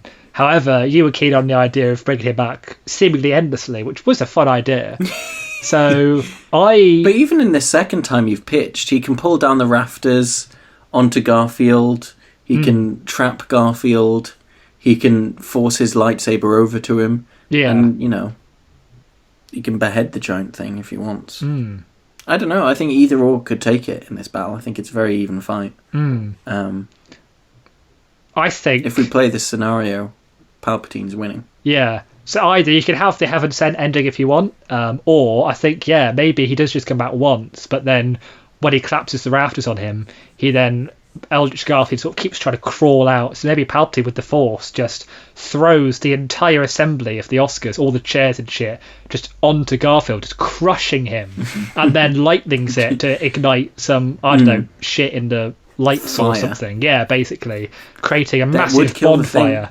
It would. It does damage the thing. Basically, he reenacts the end of... oh, shit. Have you seen the first Candyman? No, but you actually, never mind. I presume fire happens. Spoilers for the Wicker Man. He reenacts the Wicker Man. Okay. But with Palpatine, or not Palpatine, with Eldritch Garfield as Nick Cage and Palpatine as the villagers. So we're saying Emperor Palpatine is the victor of the wild card. Battle Royale. Somehow he did it. He defeated Eldritch Garfield, destroying him, burning him. With vengeance. Yeah, Garfield was lethal, killing off Peacemaker and Agent Smith so ruthlessly. Scarlett Johansson was pretty good this time around, you know. Yeah, she saw the performance. The performance is so compelling. Well, yeah, you know, Oscar worthy, really. She fully immersed herself in the role. Yeah, Ghostface, poor Ghostface. Yeah. But yeah, in the end, it was always going to come down to Eldritch, Garfield, or Palpatine. They were always going to be our final two, I think, because they're just so powerful. Yeah, they are too powerful. So this takes us to our Champion of Champions. Yes. Battle Royale. Now, doesn't it? I guess now is probably the best time to do it, given the structure is a bit different to usual. I'll just whip up the poll from last week so we can see. Okay. Okay. Yeah, so spoilers for Oscar Isaac's episode if you've not heard it. So, our final four were Spider-Man 2099, Moon Knight, Palpatine the Wildcard, well, here he is, and Apocalypse. Spider-Man 2099 did win the poll, but Moon Knight also got some votes. So it was you know, an interesting split, but in the end, people agree with us for once. Spider-Man 2099 was the worthy winner. So nice. Yeah. Nice. So that brings us on to, as you said, the Champion of Champions. Everyone has been waiting. The Super Bowl. It's a beautiful sunny day. The sun is at its peak. Yeah. We are in the commentary box with our dog that may or may not have died several times. There's 100,000 fans all cheering, all chanting. Fireworks are going off as one by one people enter.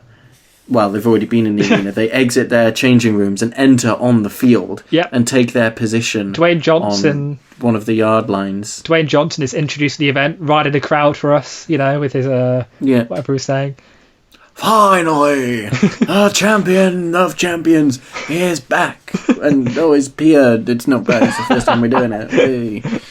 I like to imagine the Portals soundtrack from Endgame playing as our gladiators enter one by one.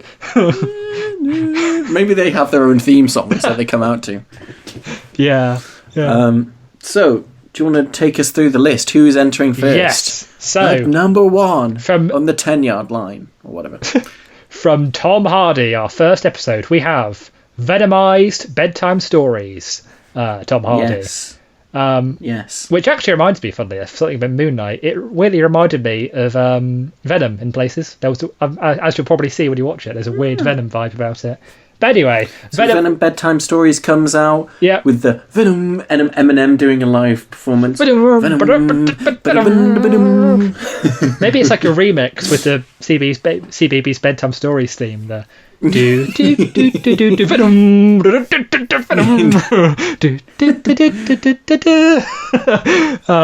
Who's next up? Next up is the one and only regular human bartender, Jackie Daytona. Yeah. Jackie Daytona. Toothpick in hand. He comes out to like the Shawn Michaels theme music. I think I'm cute. I know I'm sexy. Entering third. Sexy boy. Yep. We have John Wick. Jonathan Wickerson. Wow. Loaded with all his guns and weaponry. Yep. His machine guns, his pistols. Yep. Wow. Now we have a question to answer coming up, but it's not just yet, but we'll get there. Yeah, no, that's okay. Now, I know the answer. The one to beat, the gladiator who everyone's going for. Oh, God. From Scarlett Johansson's episode, we have Lucy. Hands down the most powerful, I think, in this battle. Basically a god amongst us. I think let's just say it now. Let's just say it now, because some people are probably going to be unhappy with bullshit. In a parallel universe, the fight starts, Lucy snaps her fingers and she wins. Okay? So that has happened in a parallel universe. Yeah. What we're going to try and do is we're going to try and make something sort of entertaining now, to try and come out of this. I have some suggestions here. But she still could win. I've been reflecting on the film Lucy, sort of, taking notes furiously. I got a whiteboard out and started drawing grass and furiously wiped it off because it wasn't working. But I have some ideas. Okay.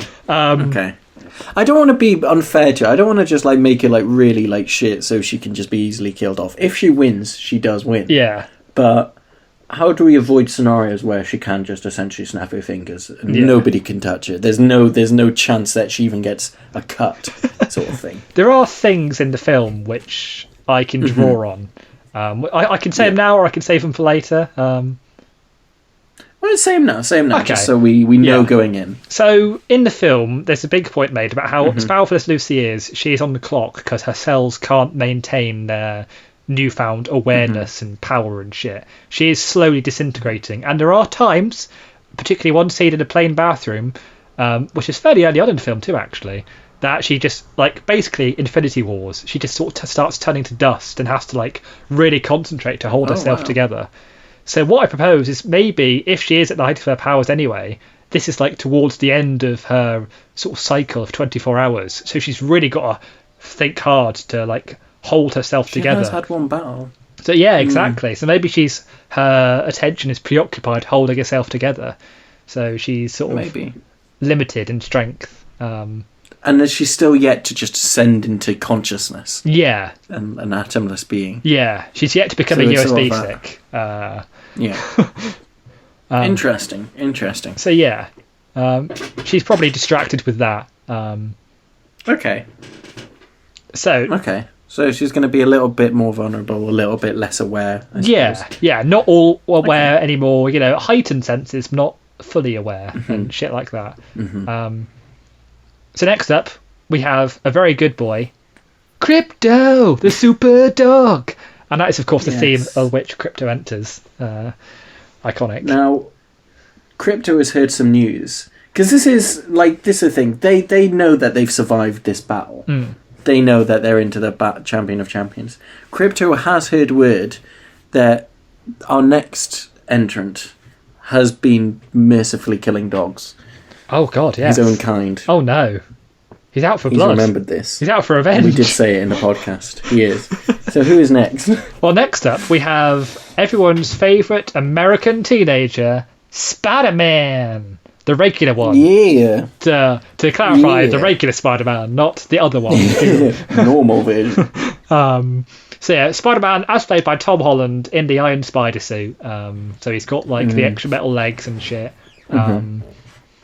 So yeah, he of course enters on the. Well, does he enter on his Spider-Man's theme, or do we give him like the classic Spider-Man does whatever a spider can? Yeah, sure.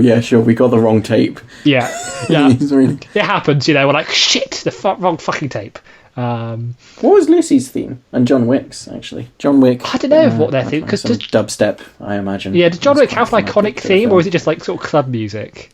No, yeah, it's club music, so we'll give him club music. Lucy. Lucy, I feel, should be some sort of like cult, like orchestral chant to signify her power. Like Lucy in the Sky with Diamonds. Or that. Is there a remix where it sounds like a cultist chanting it to signify the arrival of their deity? You're like, we could probably make some version. Yeah. Yeah, so that was their theme. But yeah, we have Spider-Man enters. We've got a budget for this show. We've got a budget. You know, we got 100,000 people in. We've made money from this. Yeah, we've got sponsors. We're sponsored by insert sponsors here. Once you've got some sponsorship, NordVPN, Skillshare. You know, when we started the podcast, I wanted to know how to edit and shit, and I did that thanks to Skillshare. So next up we have The Batman from Robert Pattinson. Now, of course, he has his amazing theme. Yeah. Yeah, that's the one. Or Something in the Way. Something in the way. I think maybe Something in the Way is for his highlight reel if he like loses, and then we have to play, here are your highlights, Robert Pattinson. Something in the way. Okay. Next up, we have another powerful competitor, Lita Lestrange, fresh from Fantastic Beasts. Very powerful. Magic, wizard, witch, lady, superpowers, cool. Now, next we have the question that must be answered. He is Agent J from Will Smith. However, Yes. We did say when that episode ended, he would return with a magic power-up from the genie that he got before he killed the genie. So, what is the power-up? There's something we could use. Well, I really did think about this. And I really wasn't sure until he gave us the fucking answer.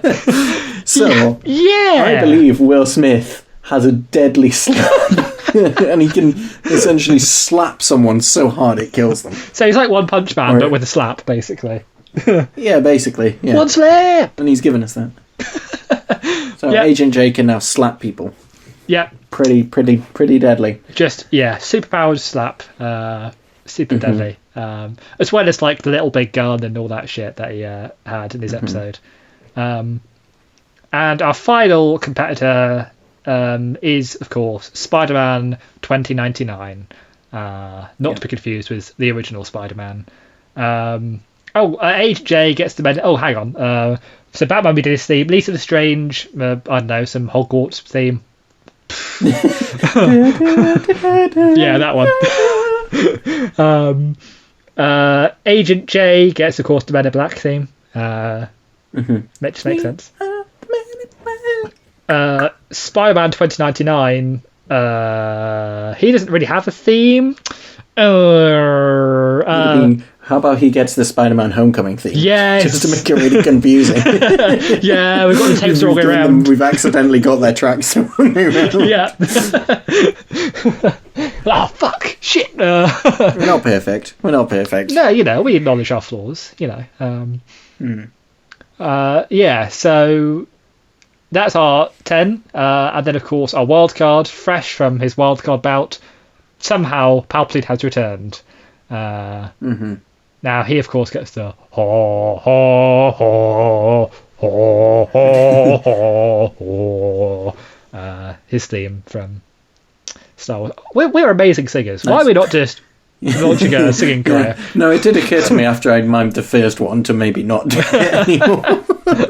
Just play this tape on The Voice and then we'll get 4 chairs instantly. Yeah. Wow. So we have, in this arena, the crowd chanting, cheering their names. The Rock is in the middle. Finally! He looks at Crypto the Superdog with sort of kind of like a remembering, kind of like a familiarity. Yeah. And then he goes, finally! The champion of champions is here! And he does his big speech. Somebody comes over to like take the microphone off him after his speech. He gives them a rock bottom and then a people's elbow. And he's like, yeah, because I'm the Rock, I do that. Yeah, yes. Yes. And then he leaves. And other people drag this sort of lifeless corpse. The first casualty of the Fightography. And everyone cheers. Yeah. It was, I know who it was. Random referee. I know exactly who it was. Do you remember our intruder on the Tom Holland episode who was outraged at not being included, so stormed the field? That's right, it's Billy Elliot. He stormed the pitch again. You can't get rid of him. Oh, yeah. Yeah, okay. I can't He comes in, he parachutes in, he outraged. He takes the microphone after The Rock's finished. Little 10-year-old Billy Elliot, he's like, he just wants to justify to himself. He's so angry, he's so sad that he's been left out of this. He was a good film. It was a good film.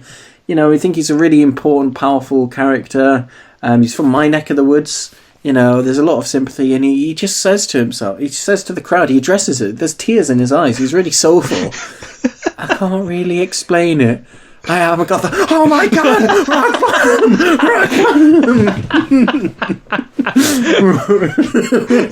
Rock bottom, 10-year-old Billy Elliot, people's elbow, and then pins him for the 3 count. I mean, he is dead. He's a child, and he's just been manhandled so viciously. Yeah, he is dead. Yeah, the first casualty of the Fightography. But at the end of the day, he was involved. He was. He sort of got what he got his wish. Everyone's happy. For The Rock. Ironic, really. Killed him. He wanted to avoid the mines, and yet he still ends up underground in the end. Hey. With a rock crushing him. With a rock. Oh, wow. Wow. That's the heritage of where I've grown up. Anyway. And then The Rock sings the theme. It's about drive. It's about power. We stay hungry. We direct. It's a proper show. Everyone's loving it. Oh, and then, of course, he leaves the field, and it's just the competitors on the field, spread out across the field. Some in the different touchdown zones, spread right across the field. So there's a little bit of distance between them, but not massive. Yeah. And then in this big arena of 100,000 people, me, you, and the dog whose name slips my mind in the commentary box, ready to announce this, the end of season 1, the finale, the big showdown, the bell rings. The gun fires. We give our thumbs up for the battle to begin. And so, it begins. like gladiatorial emperors. Yeah, exactly. I think we'd rock a toga. We're wearing togas while this all goes down. Yeah. We dressed as like Greek, like God. The dog's got a toga too. Why not? So yeah, it begins. Wow. So, God. I just don't know. I mean. So let's see. So John Wick, he knows what he's got to do. He's a man of a mission. I was going to say he has the gun. Is he like the only character with the gun? Actually, Agent J's got the little big gun. He does, I suppose. So John Wick pulls out his gun and starts just firing it maliciously. Everyone tries to avoid the danger, and they can do it relatively in their own way. Batman's bulletproof. Lita Lestrange, can pull up a shield, like a spell shield. Yeah. 2099, Spiderman 2099, I think's got armor. Yeah, and him and Spiderman are just good at dodging shit anyway, so they'll all be leaping all over the place. Yeah, Spider Sense. Crypto the Superdog, Lucy, Jackie Daytona. They can all dodge these bullets fairly well, but he's going out into the centre of the field, and he's really going at it. Yeah. Yeah. Now, before we get much further, I mean, I meant to add one little idea I had to spice it up, since this is the grand finale, and it can be played now or anytime. I propose we choose a champion each, and then in their favour, at any point, but only once, we can gift them a feat of extraordinary good fortune, a 1 in a million, like a truck falls from the sky kind of deal that backs them up. But we can only use it once. And I like it. I like that we sort of put a bet on the characters. I'm not sure if we can influence it with like bias, where essentially we can allow essentially someone to escape death. And I mean, I don't know. True, but although the mind is cast back to last week and the shithousing that went down with the apocalypse. that is. I'm not going to say there wasn't a little bit of shithousery with apocalypse. Something that people will thank me for. Okay, yeah, fuck it. We'll just go. We'll play it as a standard match. Just thought I'd throw it out. We can put a bet on. Who do we think's going to win it? I don't think we should. We should try not to taint this one. It's the champion of champions. Okay, but we can put a bet on. An unbiased bet who we think's going to win. Now, I think it might come down to one of the Spider-Man. Oh wow, mine went Lita Lestrange. I think is quite powerful. Oh, so, she is, but only once she's got her wand. If you can get the wand out of her hand, then. Well, we'll see. These are not to influence the decisions. No, it's just a part of the game. These are our thoughts whilst John Wick is gunning down everyone and just having a little success. You in the commentary box have put a little like £10 stake on it. Yeah. Who we think's going to win, and that's all. We have no influence on it at all, even though we're essentially deciding this in real life. But anyway. Yeah, but we have been like stoically discussing this whilst John Wick is attempting to gun down everyone and having minimal success so far, really, because everyone's protected or dodged. Yeah. So John Wick is just firing rounds maliciously. He's walking to the centre of the arena, quite confident. Some people in the crowd have taken bullets as well, gunshots. People in the crowd can die. Oh yeah, it's possible. But not us. We're shielded in our little box. But everyone else can die. No, yeah, of course.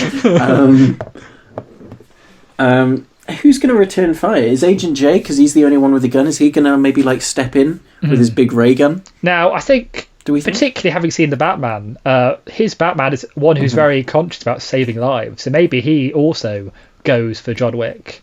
Okay. Now, we know he doesn't have batarangs, this Batman. He's only got the one big one on his chest, which you can't really throw. I mean, I guess he could, but it doesn't look like it's a particularly good thrower.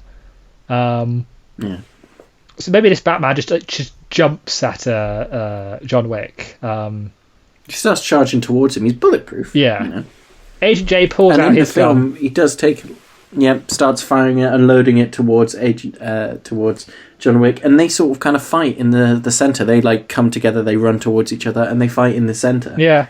Meanwhile, what else is happening? So who else have we got? Lucy. Now, what to do about Lucy? Oh God. Yeah.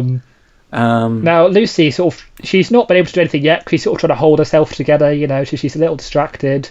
Is there a character that maybe sees Lucy and thinks that she's quite an easy target? Maybe. Oh, Venom does have a weird sense about him, where he can sense things about people. Maybe Venomized Bedtime Stories. Venom is sort of chatting to Bedtime Stories, and it's like, "Oh shit, Lucy's a really tough one. We've got to deal with her quick." Mm-hmm. So yeah, does he approach Lucy? It's a very dangerous play. Maybe he tries as CBB's Bedtime Stories. Tom Hardy tries the peaceful approach. Yeah. Maybe he tries to like pacify her. And it's like, "Hello, you've had a very stressful tries to read her day. A bedtime story, put her to sleep. I'm going to tell you all about the tiger who came to tea." Now, what's Lucy doing? I mean, Lucy's so intelligent. She's probably clocking onto this. I think, maybe she strikes the most devastating blow for Bedtime Stories. She throws out her hand, and then with her power, just turns the book to dust in their hands. Oh, wow. She's playing mind games with him. Yeah. She's tormenting him. Yeah. Wow. A tear rolls from his cheek, Bedtime Stories' cheek. He falls to his knees and starts crying. Yeah. The loss of the Bedtime Stories. He allows Venom to take over. Yeah, is this going to enrage Venom? Yeah. And Venom's going to come out and start trying to go for Lucy. Yeah, Venom's like, "Oh, we're going to fuck you up now." And like just jumps at Lucy. He starts throwing his tentacles. He tries to get close to her and like swipe at her, but she's dodging. She's dodging effortlessly. Yeah, she can like... She could just freeze him, actually, essentially, and he can't throw anything. Yeah. Maybe she freezes her tentacles in midair and tries to like control Venom's mind, but because she's weakened and because Venom has like two brains and one, she can't really control him. So Venom is able to resist her slightly. So like, yeah. So I still think she's got a pretty powerful thing over it. Like she's not getting touched by him. She's dodging it like there's no issues at all.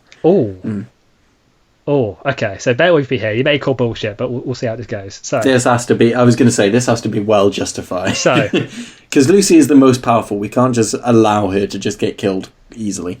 Well, what? Okay. So hear me out. So she freezes Venom Bedtime Stories and switches off. They're fighting for a little bit, but eventually she manages to switch off Bedtime Stories' brain. However, Venom, he did in his own episode, is able to jump from host to host.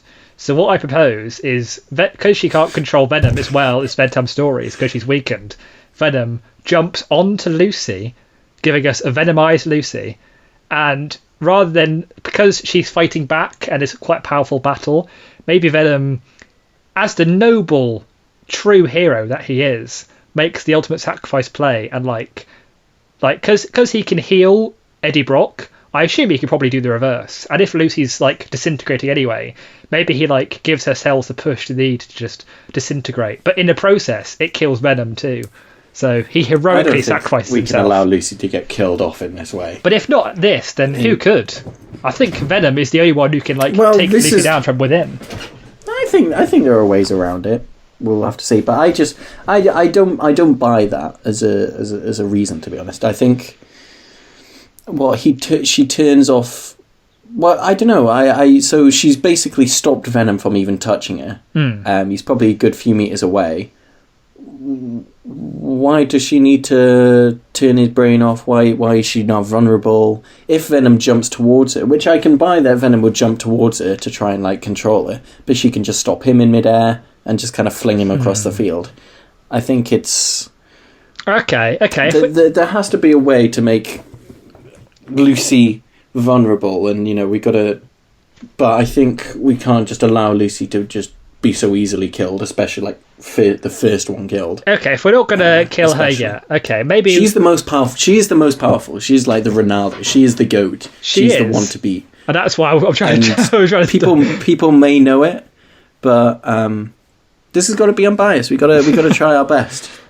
And I think if Venom approaches her, and my thing is, if Venom is coming out and he's launching an attack on her, she's freezing his ass, and the only reason Venom isn't dying is if she's merciful, and I don't know why she would. See, yeah, I would say that Lucy at peak power would be able to just kill both of them instantly, but because she's weakened and Venom's sort of got like two minds going on, it might confuse her a little bit, which is what my thinking was. But okay, so the best I can say is she like flings him across the field. Yeah, I have a counter proposal then. Or she nullifies the danger there. Yeah, maybe bring this back for later when Lucy's more weakened after like more fighting and killing. Yeah, exactly. What else happens? So instead, counter proposal, she does indeed kill Bedtime Stories Tom Hardy, switches off his brain. Oh, wow. I think she kills him. Wow. But Venom is detached and is launched across the field. Not dead. Now, you might like this or you might hate it. What if Venom starts jumping from gladiator to gladiator? So we can have some like. I cool, just remember the big criticism fights. of the first one being how we allowed Venom to just go from person to. But that's one of his key power sets. Like he does it in both films. He jumps from host to host all the time. That's like one of his key abilities. To not give him it would be like saying Spider-Man can't web swing or we switch off spider sense. You know, it's so she launches. I would say keep Bedtime Stories Tom Hardy. Because I don't really think she'd turn him off. If there's a power struggle, if there's two minds at work, if she feels slightly weak in her old age of Luciness, I feel she just flings them both across the field and nullifies that danger, and tries to prepare. I think Lucy is a very defensive character, so I think she plays this sort of defensive. She plays to protect herself rather than like killing everyone. What I was basically angling for is, what if Venom attaches to Batman? Venomized Batman. Is that not awesome? Vengeance with Venom. It is very awesome, but I don't know. Because Batman, he's not overpowered on his own anyway, so especially this Batman. Let it happen naturally. Let it happen organically, I suppose. I don't see why Lucy would turn off one Tom Hardy without like just crushing Venom into atoms. So I think it's either Bedtime Stories Venom's dying outright, or he's being launched across the field. Okay. So he's had his book switched off as like a warning shot. His book's been destroyed as a warning, and he's been flung across the field. She's tried to kill it. I think maybe she's tried to kill him, but there's something there. She's not comfortable with. She is powerless. There are two minds. So she'll just get rid of the danger. Yeah. She'll get rid of the danger if she can't kill it. She flings him into like the tribe. The crowd. Did they have the big posts? Flings them into the crowd. Jesus. I was going to say, did they have like the big goalposts? I was going to say maybe she flings him into one of those, and like his spine shatters, so Venom has to like heal him up. Oh God. Because Venom heals. Yeah. So in the touchdown area. Yeah. Okay. So Venom's like healing him up. What else is happening around the pitch? So maybe Lita Lestrange has seen this feat of power, and she starts firing blasts at Lucy. So we have our two strongest competitors. Alternatively, I think Emperor Palpatine has seen this from Lucy. Oh, maybe he views her. Yeah. Maybe so he views her as Anakin. Palpatine. Yeah, exactly. So I think Emperor Palpatine sees this potential and maybe goes over to have a conversation with her. Yeah. It's like, so Emperor Palpatine approaches her.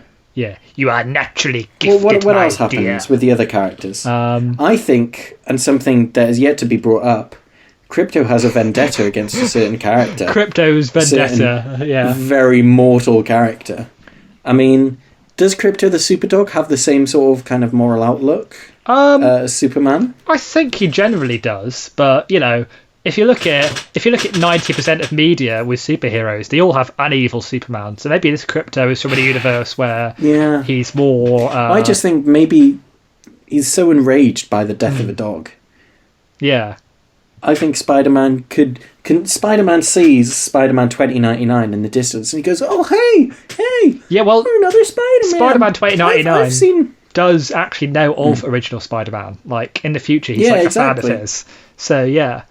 So of course, because Tom Holland isn't the original, he's the MCU. They're like, they see each other from across the pitch, and they're like, "Oh wow, it's another Spider-Man." And then Spider-Man 2099 looks over at Tom Holland. Holland like lets his mask down. And is like, "Me, I'm Peter Parker."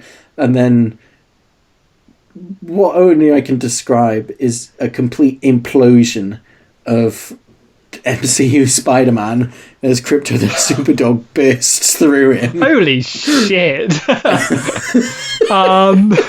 So avenging the death of his dog. What I would say first is that, of course, the obligatory thing. We have two Spider-Men. They do the point. They see each other across the pitch, and they point at each other. They do the point. Okay. And then, you know what? And then it also pans, and then Batman's just doing the point as well. And they're just like, "Fuck off, Batman! You're not a part of this."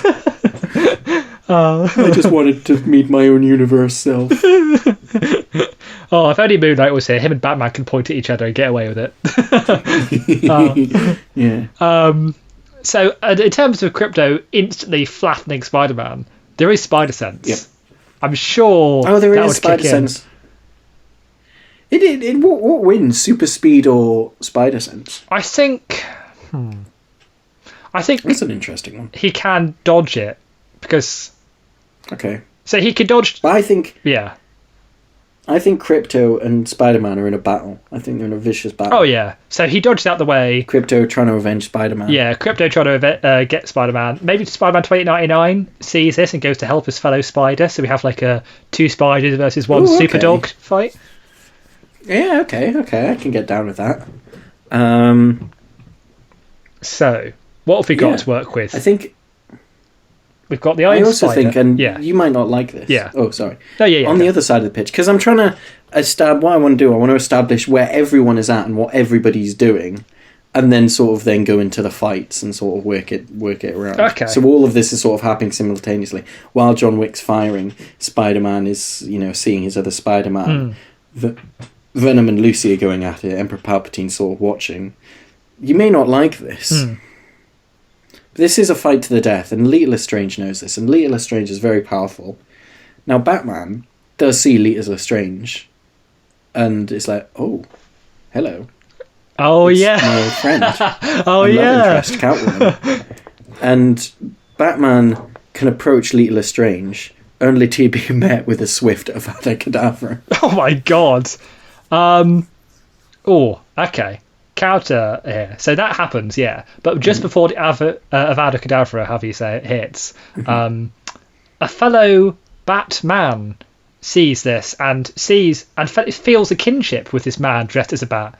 Because Jackie Daytona, with his super speed, pushes him out of the way to save him from this first Avada Kedavra, just to have a Batman meeting Batman. And it's like, hey, you look like I want to dress. Where did you get that fantastic outfit?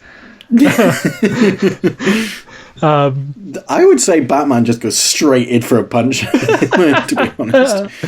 I say he just smacks Jackie Daytona in the face. Oh, yeah. So he takes an Avada Kedavra from Lita. Oh, so yeah, Batman punches Jackie Daytona, to which Jackie Daytona goes, hey, take it easy, sweetheart! Quoting the Penguin from that scene. Who do you think you are? I'm vengeance. So that, yeah. And then is hit with an Avada Kedavra. Okay, because this Batman is sort of a bit reckless and slightly clumsy, so... Okay, yeah. Avada Kedavra... Oh, I don't know. Okay, Can the Batsuit, given how durable it is, and it survives like a point-blank range explosion in the Batman, could it take an Avada Kedavra? I don't know. No. Oh, okay. Once you hit with it, you're dead. But I want Venomized Batman! But you want Venomized Batman, you want Spider-Man to survive. Where is this? We're being unbiased, Dan. You know what I will give you? Yeah. If we stick to our unbiasedness, I will give you something even cooler than Venomized Batman. Venomized Jackie Daytona. Batman. So hear me out. Okay. Lita Lestrange kills Batman. Okay. R.I.P. I think Jackie Daytona, with his super speed, can get to Lita Lestrange and give her a bite on the neck, killing her. Ooh. Yes. And I think she can also be out of it. Okay. Okay. Now, with these pile of bodies from Jackie Daytona, he really did like the suit. So maybe he takes off the Batman helmet, puts it on his head. Jackie Daytona with the Batman helmet on. Okay, I'll buy that. Yeah. And then he's got a bit of armor, and he goes off into battle. Yeah. And our first victims are together, and they're left together lovingly.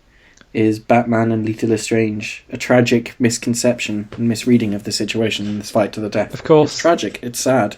Audience members are crying. Of course, the field, their eyes, they look into each other's eyes, although they're both gazeless eyes, they're both dead, and yet there they are, even in death, looking into each other's souls.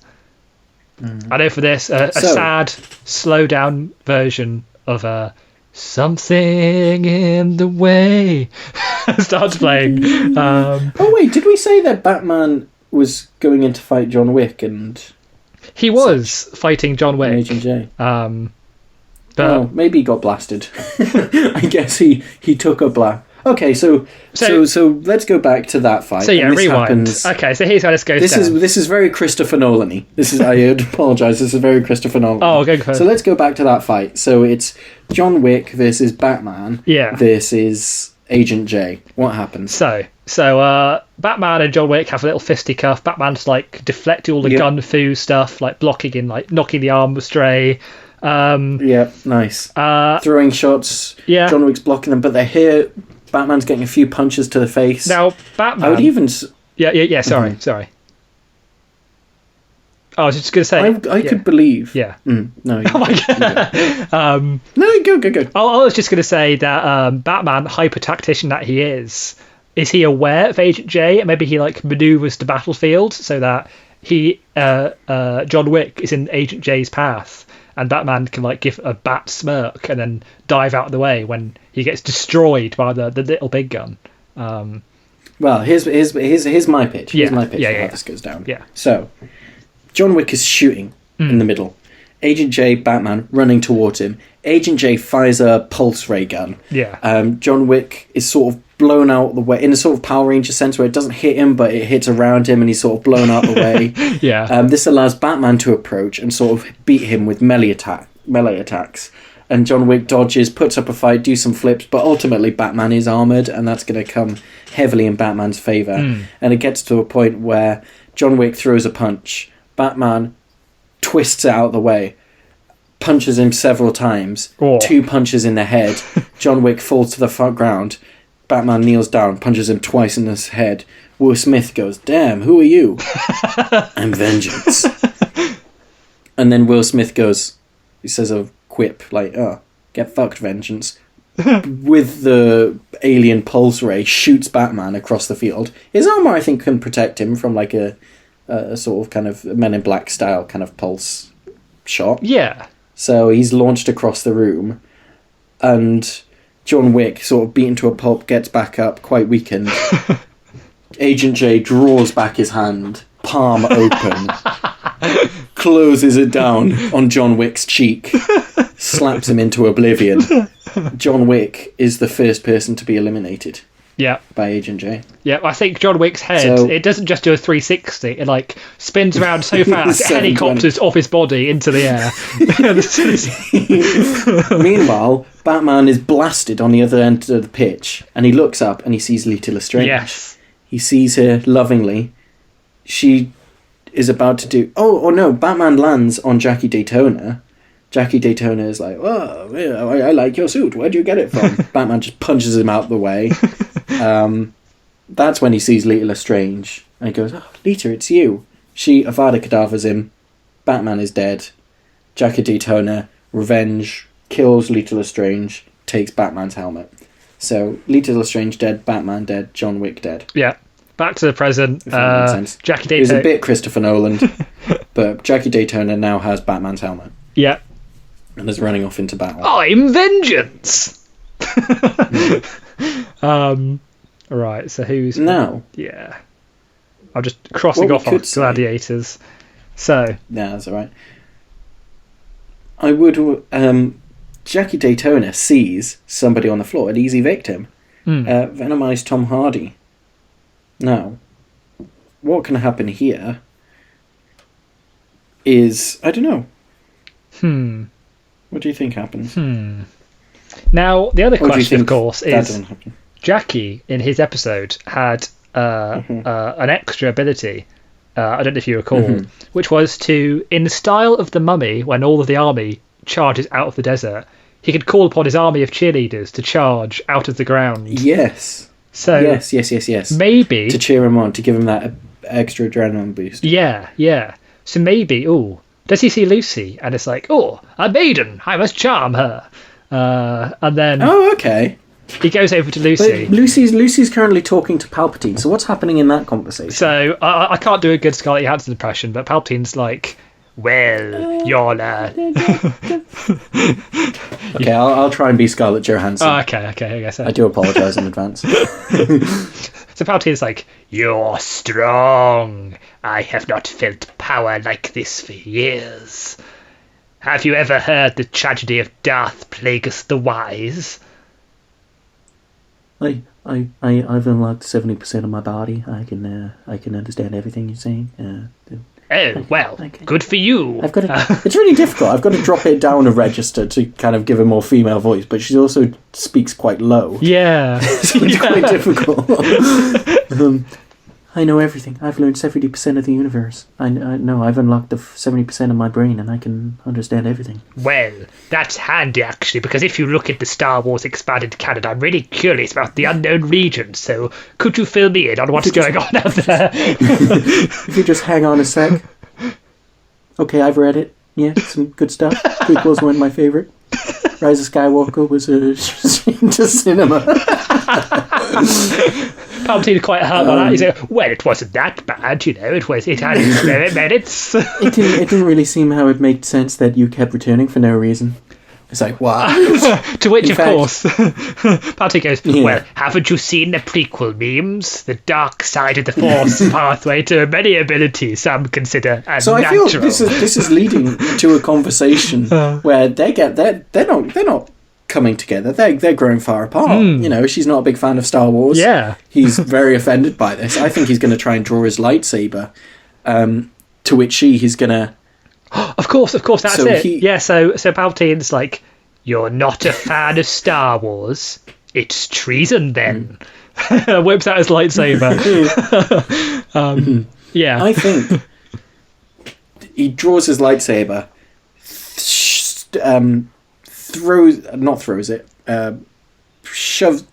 goes towards her, attacks her with it, and the lightsaber handle presses against her chest. So the lightsaber must have gone through here, surely. No, she's turned the lightsaber off. And in fact, she can do this. I mean, and then Palpatine can go, how are you doing this? I am all the Sith. And then she can say, I've heard that line. That line was awful. That was one of those lines in the film that was ripped off Endgame. I'm just going to kill you. And then she just evaporates him like Rey does. Yes. So there's no return. She just has so much power that it just gushes into him. And just absolutely disintegrates Emperor Palpatine. Yeah. Palps is down. Now I feel this would weaken her slightly. Because she's exuded all this power, she's already not in great shape. And Jackie Daytona approaches her, but I don't think he approaches her to attack her, as he said. I think he tries to, win her over as a cheerleader. Yeah. Does Lucy think he's quite cute and charming? Well, especially with his sexy new Batman helmet. I mean, all I can say, Max, is Matt Berry. Of course she finds him sexy and charming. Yeah. Who wouldn't? Even though they're in a fight to the death, it's very shocking that they're just kind of talking, flirting. And this is a conversation that is sort of going how Palpatine would have wanted it, them to get along very well. So let's come back to that. For now, what do we think is happening? We haven't. It's been a while. The Crypto, the Superdog versus Spider-Man and Spider-Man 2099. Yes. So I imagine they're both swinging around, quipping to each other. He's flying around. They're swinging off him. Yeah. And off each other, trying to pull themselves up and landing a punch against him. He's using his laser rays, which they're dodging. Yeah.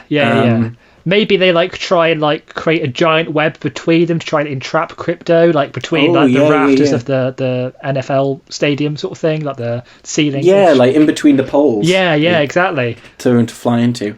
But Crypto's just too strong. He's just tearing through it. I was going to say he's too powerful. Yeah. And I think it gets to a point where he wants to avenge the other dogs. Does he have beef with 2099? Because maybe he can try and reason with 2099, sort of like Superman does in Batman versus Superman. Oh yeah, and he can go, look, I'm not here to beef with you. You got to stop this now. Let me take my revenge, and you survive. Fight me and die. And what would Spider-Man 2099? But if we were doing it like Batman vs Superman style, he would have to sort of just vaguely say, without going into any detail, despite having a chance to, just go, you got to listen to me. Stop. You got to listen. We got to talk. Stop. You got to actually get to the point. But yeah, we'll say that he's actually sensible, and actually, just to say, I have no quarrel with you. I wish to avenge my fellow dogs. To which... Yeah. So Spider-Man 2099 is sort of a bit edgy. He does have a fanship of original Spider-Man because, like, he sees him as a hero of his time. So maybe he's like, I don't know, what's an edgy line? You got beef with one spider. You got beef with us all. Okay. And so be it. No, that's it. He quotes the guy from the first Spider-Man. You mess with one Spider-Man, you mess with all of us. Oh, wow. And so be it, Crypto says in almost a dark tone. Oh my god, we're doing a heel turn. And I think they glow red. And it's very nice to see them swinging between each other, trying to catch Crypto. But I don't see how they can stop him. No. I don't see how he doesn't eviscerate Spider-Man 2099. Yeah. And then, when he's down, digs a small hole, pisses in it, because there's no water available, and drowns Tom Holland's Spider-Man in the pothole, avenging all the dogs. Holy shit. Yeah, so let's play that out. So they're fighting again for a bit more, webs aren't working, iron spider legs come out, and Crypto just breaks them off with his teeth. Yeah, it's ruthless. Yeah, and then he goes for the killing paw to the face on original Spider-Man. 2099, dives in the way, pushes Crypto off, in a last-ditch desperate effort, gets out his fangs, his claws, but they can't penetrate Crypto's skin, so they just break, and he's in pain. And then, that is when Crypto just flies straight through 2099's chest, just exploding him. And then I know what happens. I know how this goes down. Yeah, go on. I've got the perfect narrative. Sorry. I think he eviscerates both Spider-Man. Yes. And I think sadly they're eliminated from the battle. Yes. I then think Crypto, this is a heel turn. This is really dramatic. The dramatic weight of it all. It's a shame Emperor isn't here to turn Crypto, because Crypto has just gone full evil villain. And he's tasted blood. And he wants blood. He wants to avenge and attack everyone who has wronged him. Oh my god. Any superhero. And then he looks across the field to one superhero in particular. Or one person he thinks is the superhero in particular. Oh, of course. Jackie Daytona with the Batman helmet on. Now... So Crypto the Superman flies over, smacks Jackie Daytona across the field. Crypto's finished drowning Tom Holland in a puddle of his own piss. Yeah. That's brutal. Yes, and then he charges at Jackie Batman. You know what he does as well? He pulls his head up and goes, "Ooh, Zendaya doesn't remember you, does she?" Drowns him again.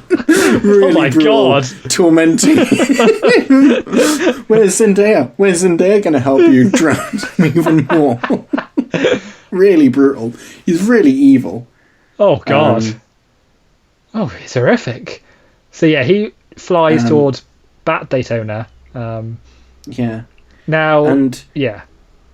here's the thing. Yes. He's been battered to shit, and he doesn't stand a chance against Crypto either. No. But over the last couple of minutes, he's formed a really strong bond with Lucy. Oh.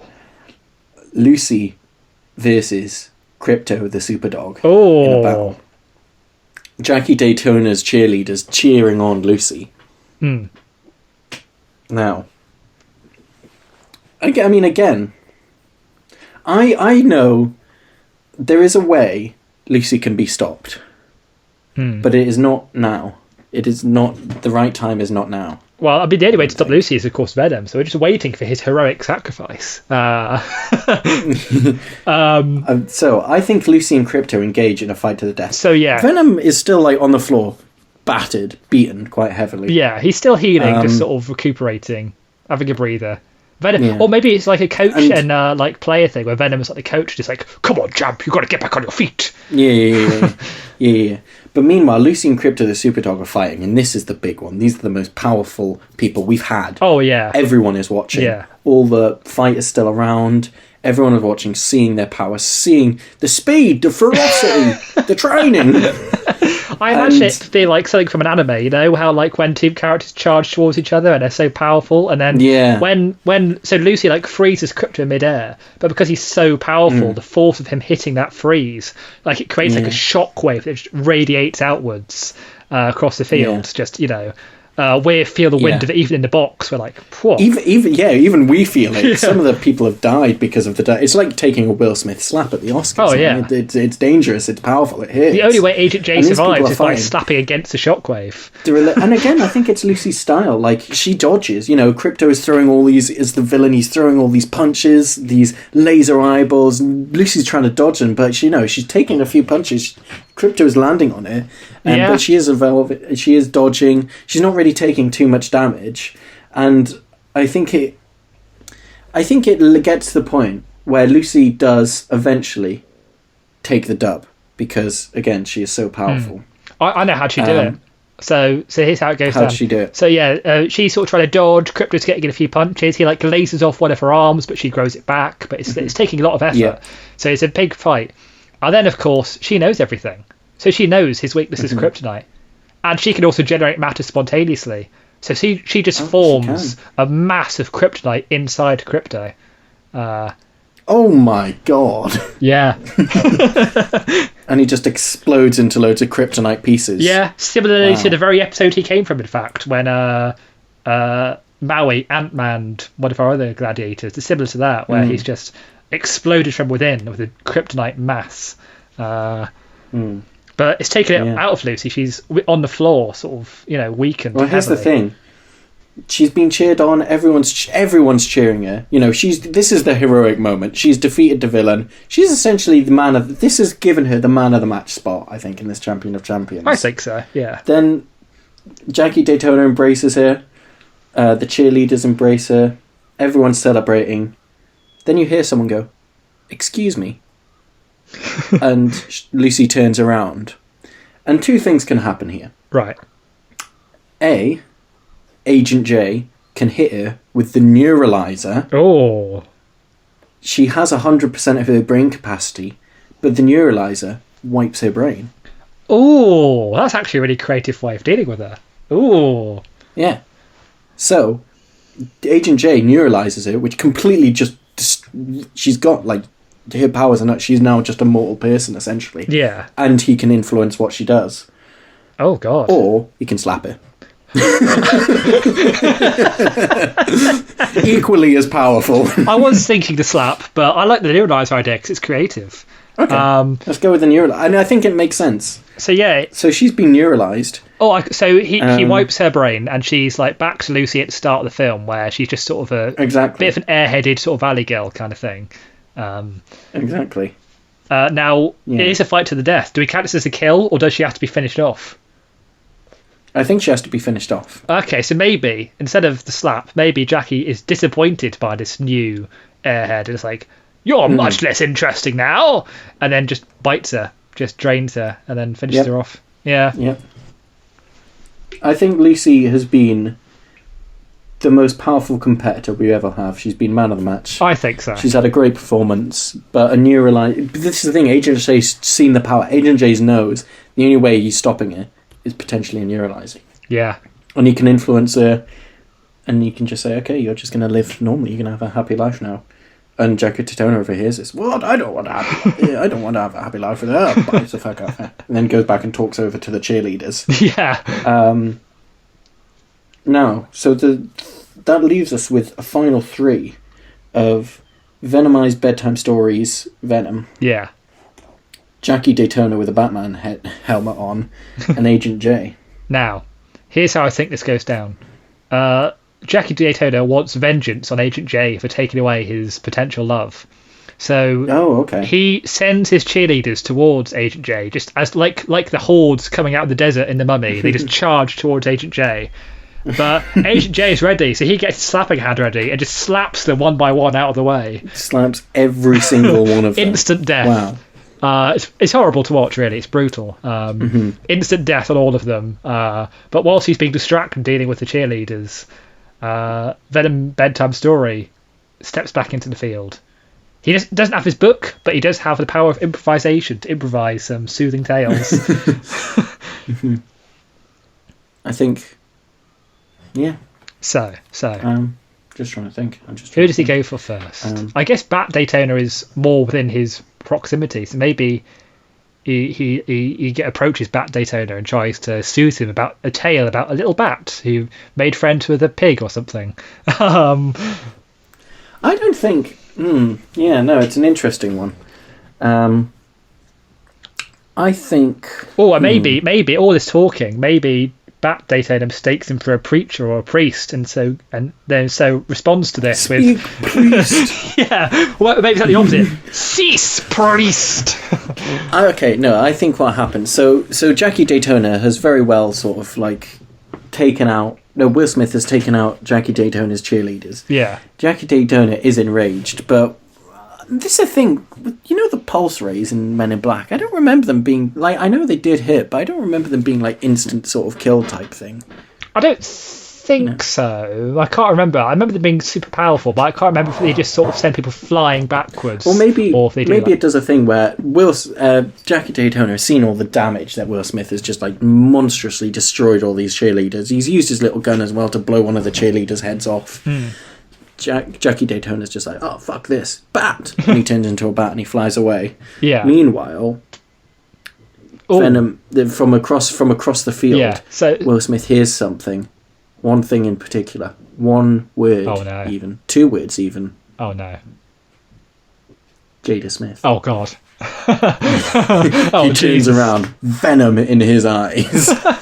What? So, and then you see Bedtime Stories Venom telling a story about Jada Pinkett, reading Jada Pinkett's Does she have a biography? Or there's a joke I could go with here, but I think I shall refrain from making it. About what particular tale Jackie Daytona might be or not Jackie, Bedtime Stories might be reading. Perhaps he's reading a news article from a few years ago about something else involving Jada Smith. And Will Smith's sadness. But anyway, and trying to antagonize Will Smith, Venom is saying, all these horrible things, and Will Smith's like, take my wife's name out your fucking mouth, and he's not. He's got away with words. He's a master of words. CBB's Bedtime Stories Venom. And I've got it. Will Smith just charges towards him. It's an alien versus Agent J from Men in Black. Oh, yeah. I was going to say, here's what I think may have happened. So whilst Agent J was distracted, he didn't see Bat Daytona and Venom have a brief conversation. Because when Bat Daytona went into a bat form, he's a bat wearing the Batman helmet. It's essentially a flying bat helmet.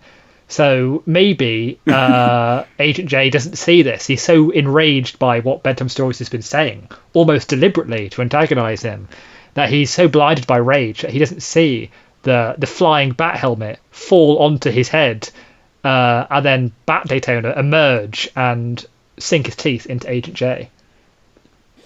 Well, I was just thinking Venomized. I think it's better that the alien and Agent J have a fight. And I think they can have a fight first. They can have a fight first. I don't see a battle where Agent J wins, to be fair. No. I think Venom seems too unless he can get his neuralizer out, but Venom's seen that being done and he can like fling out his hands as long as he doesn't have that. Or maybe he checks it, he like goes to get his neuralizer and it's been pickpocketed by Jackie Daytona, who still wants to avenge. Yeah. Agent J. Regardless, there's a double team. Yeah. Well, however it goes down. It ends with... Yeah, I was going to say, maybe instead, it's just Jackie Daytona the way he is. He's just a bit cowardly and easily distracted. So maybe Venom's waiting for this sneak maneuver, and it doesn't come. So they've got to have a bit of a fight first, Venom and Agent J. And then Jackie Daytona's like, oh, fuck, yes! And then remembers to pull the bat helmet maneuver. I think regardless, I don't know, regardless, I think Agent J and Venom getting to a battle... Jackie Daytona is fucked off somewhere. Yeah, alright. I don't know why Venom can't take the kill on Agent J. Okay, yeah, no, fuck it.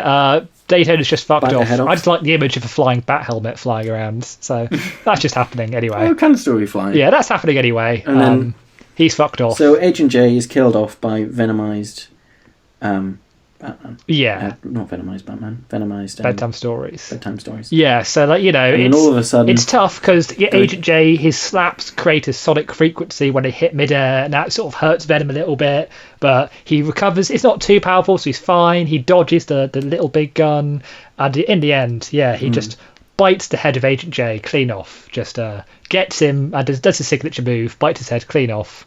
Venom takes the kill. Yeah. So in the final two... They come into the center of the arena. Venom stomps in. Jackie Daytona flies in with a Batman helmet, essentially just sort of levitating as he flies over, and then transforms back into Jackie Daytona.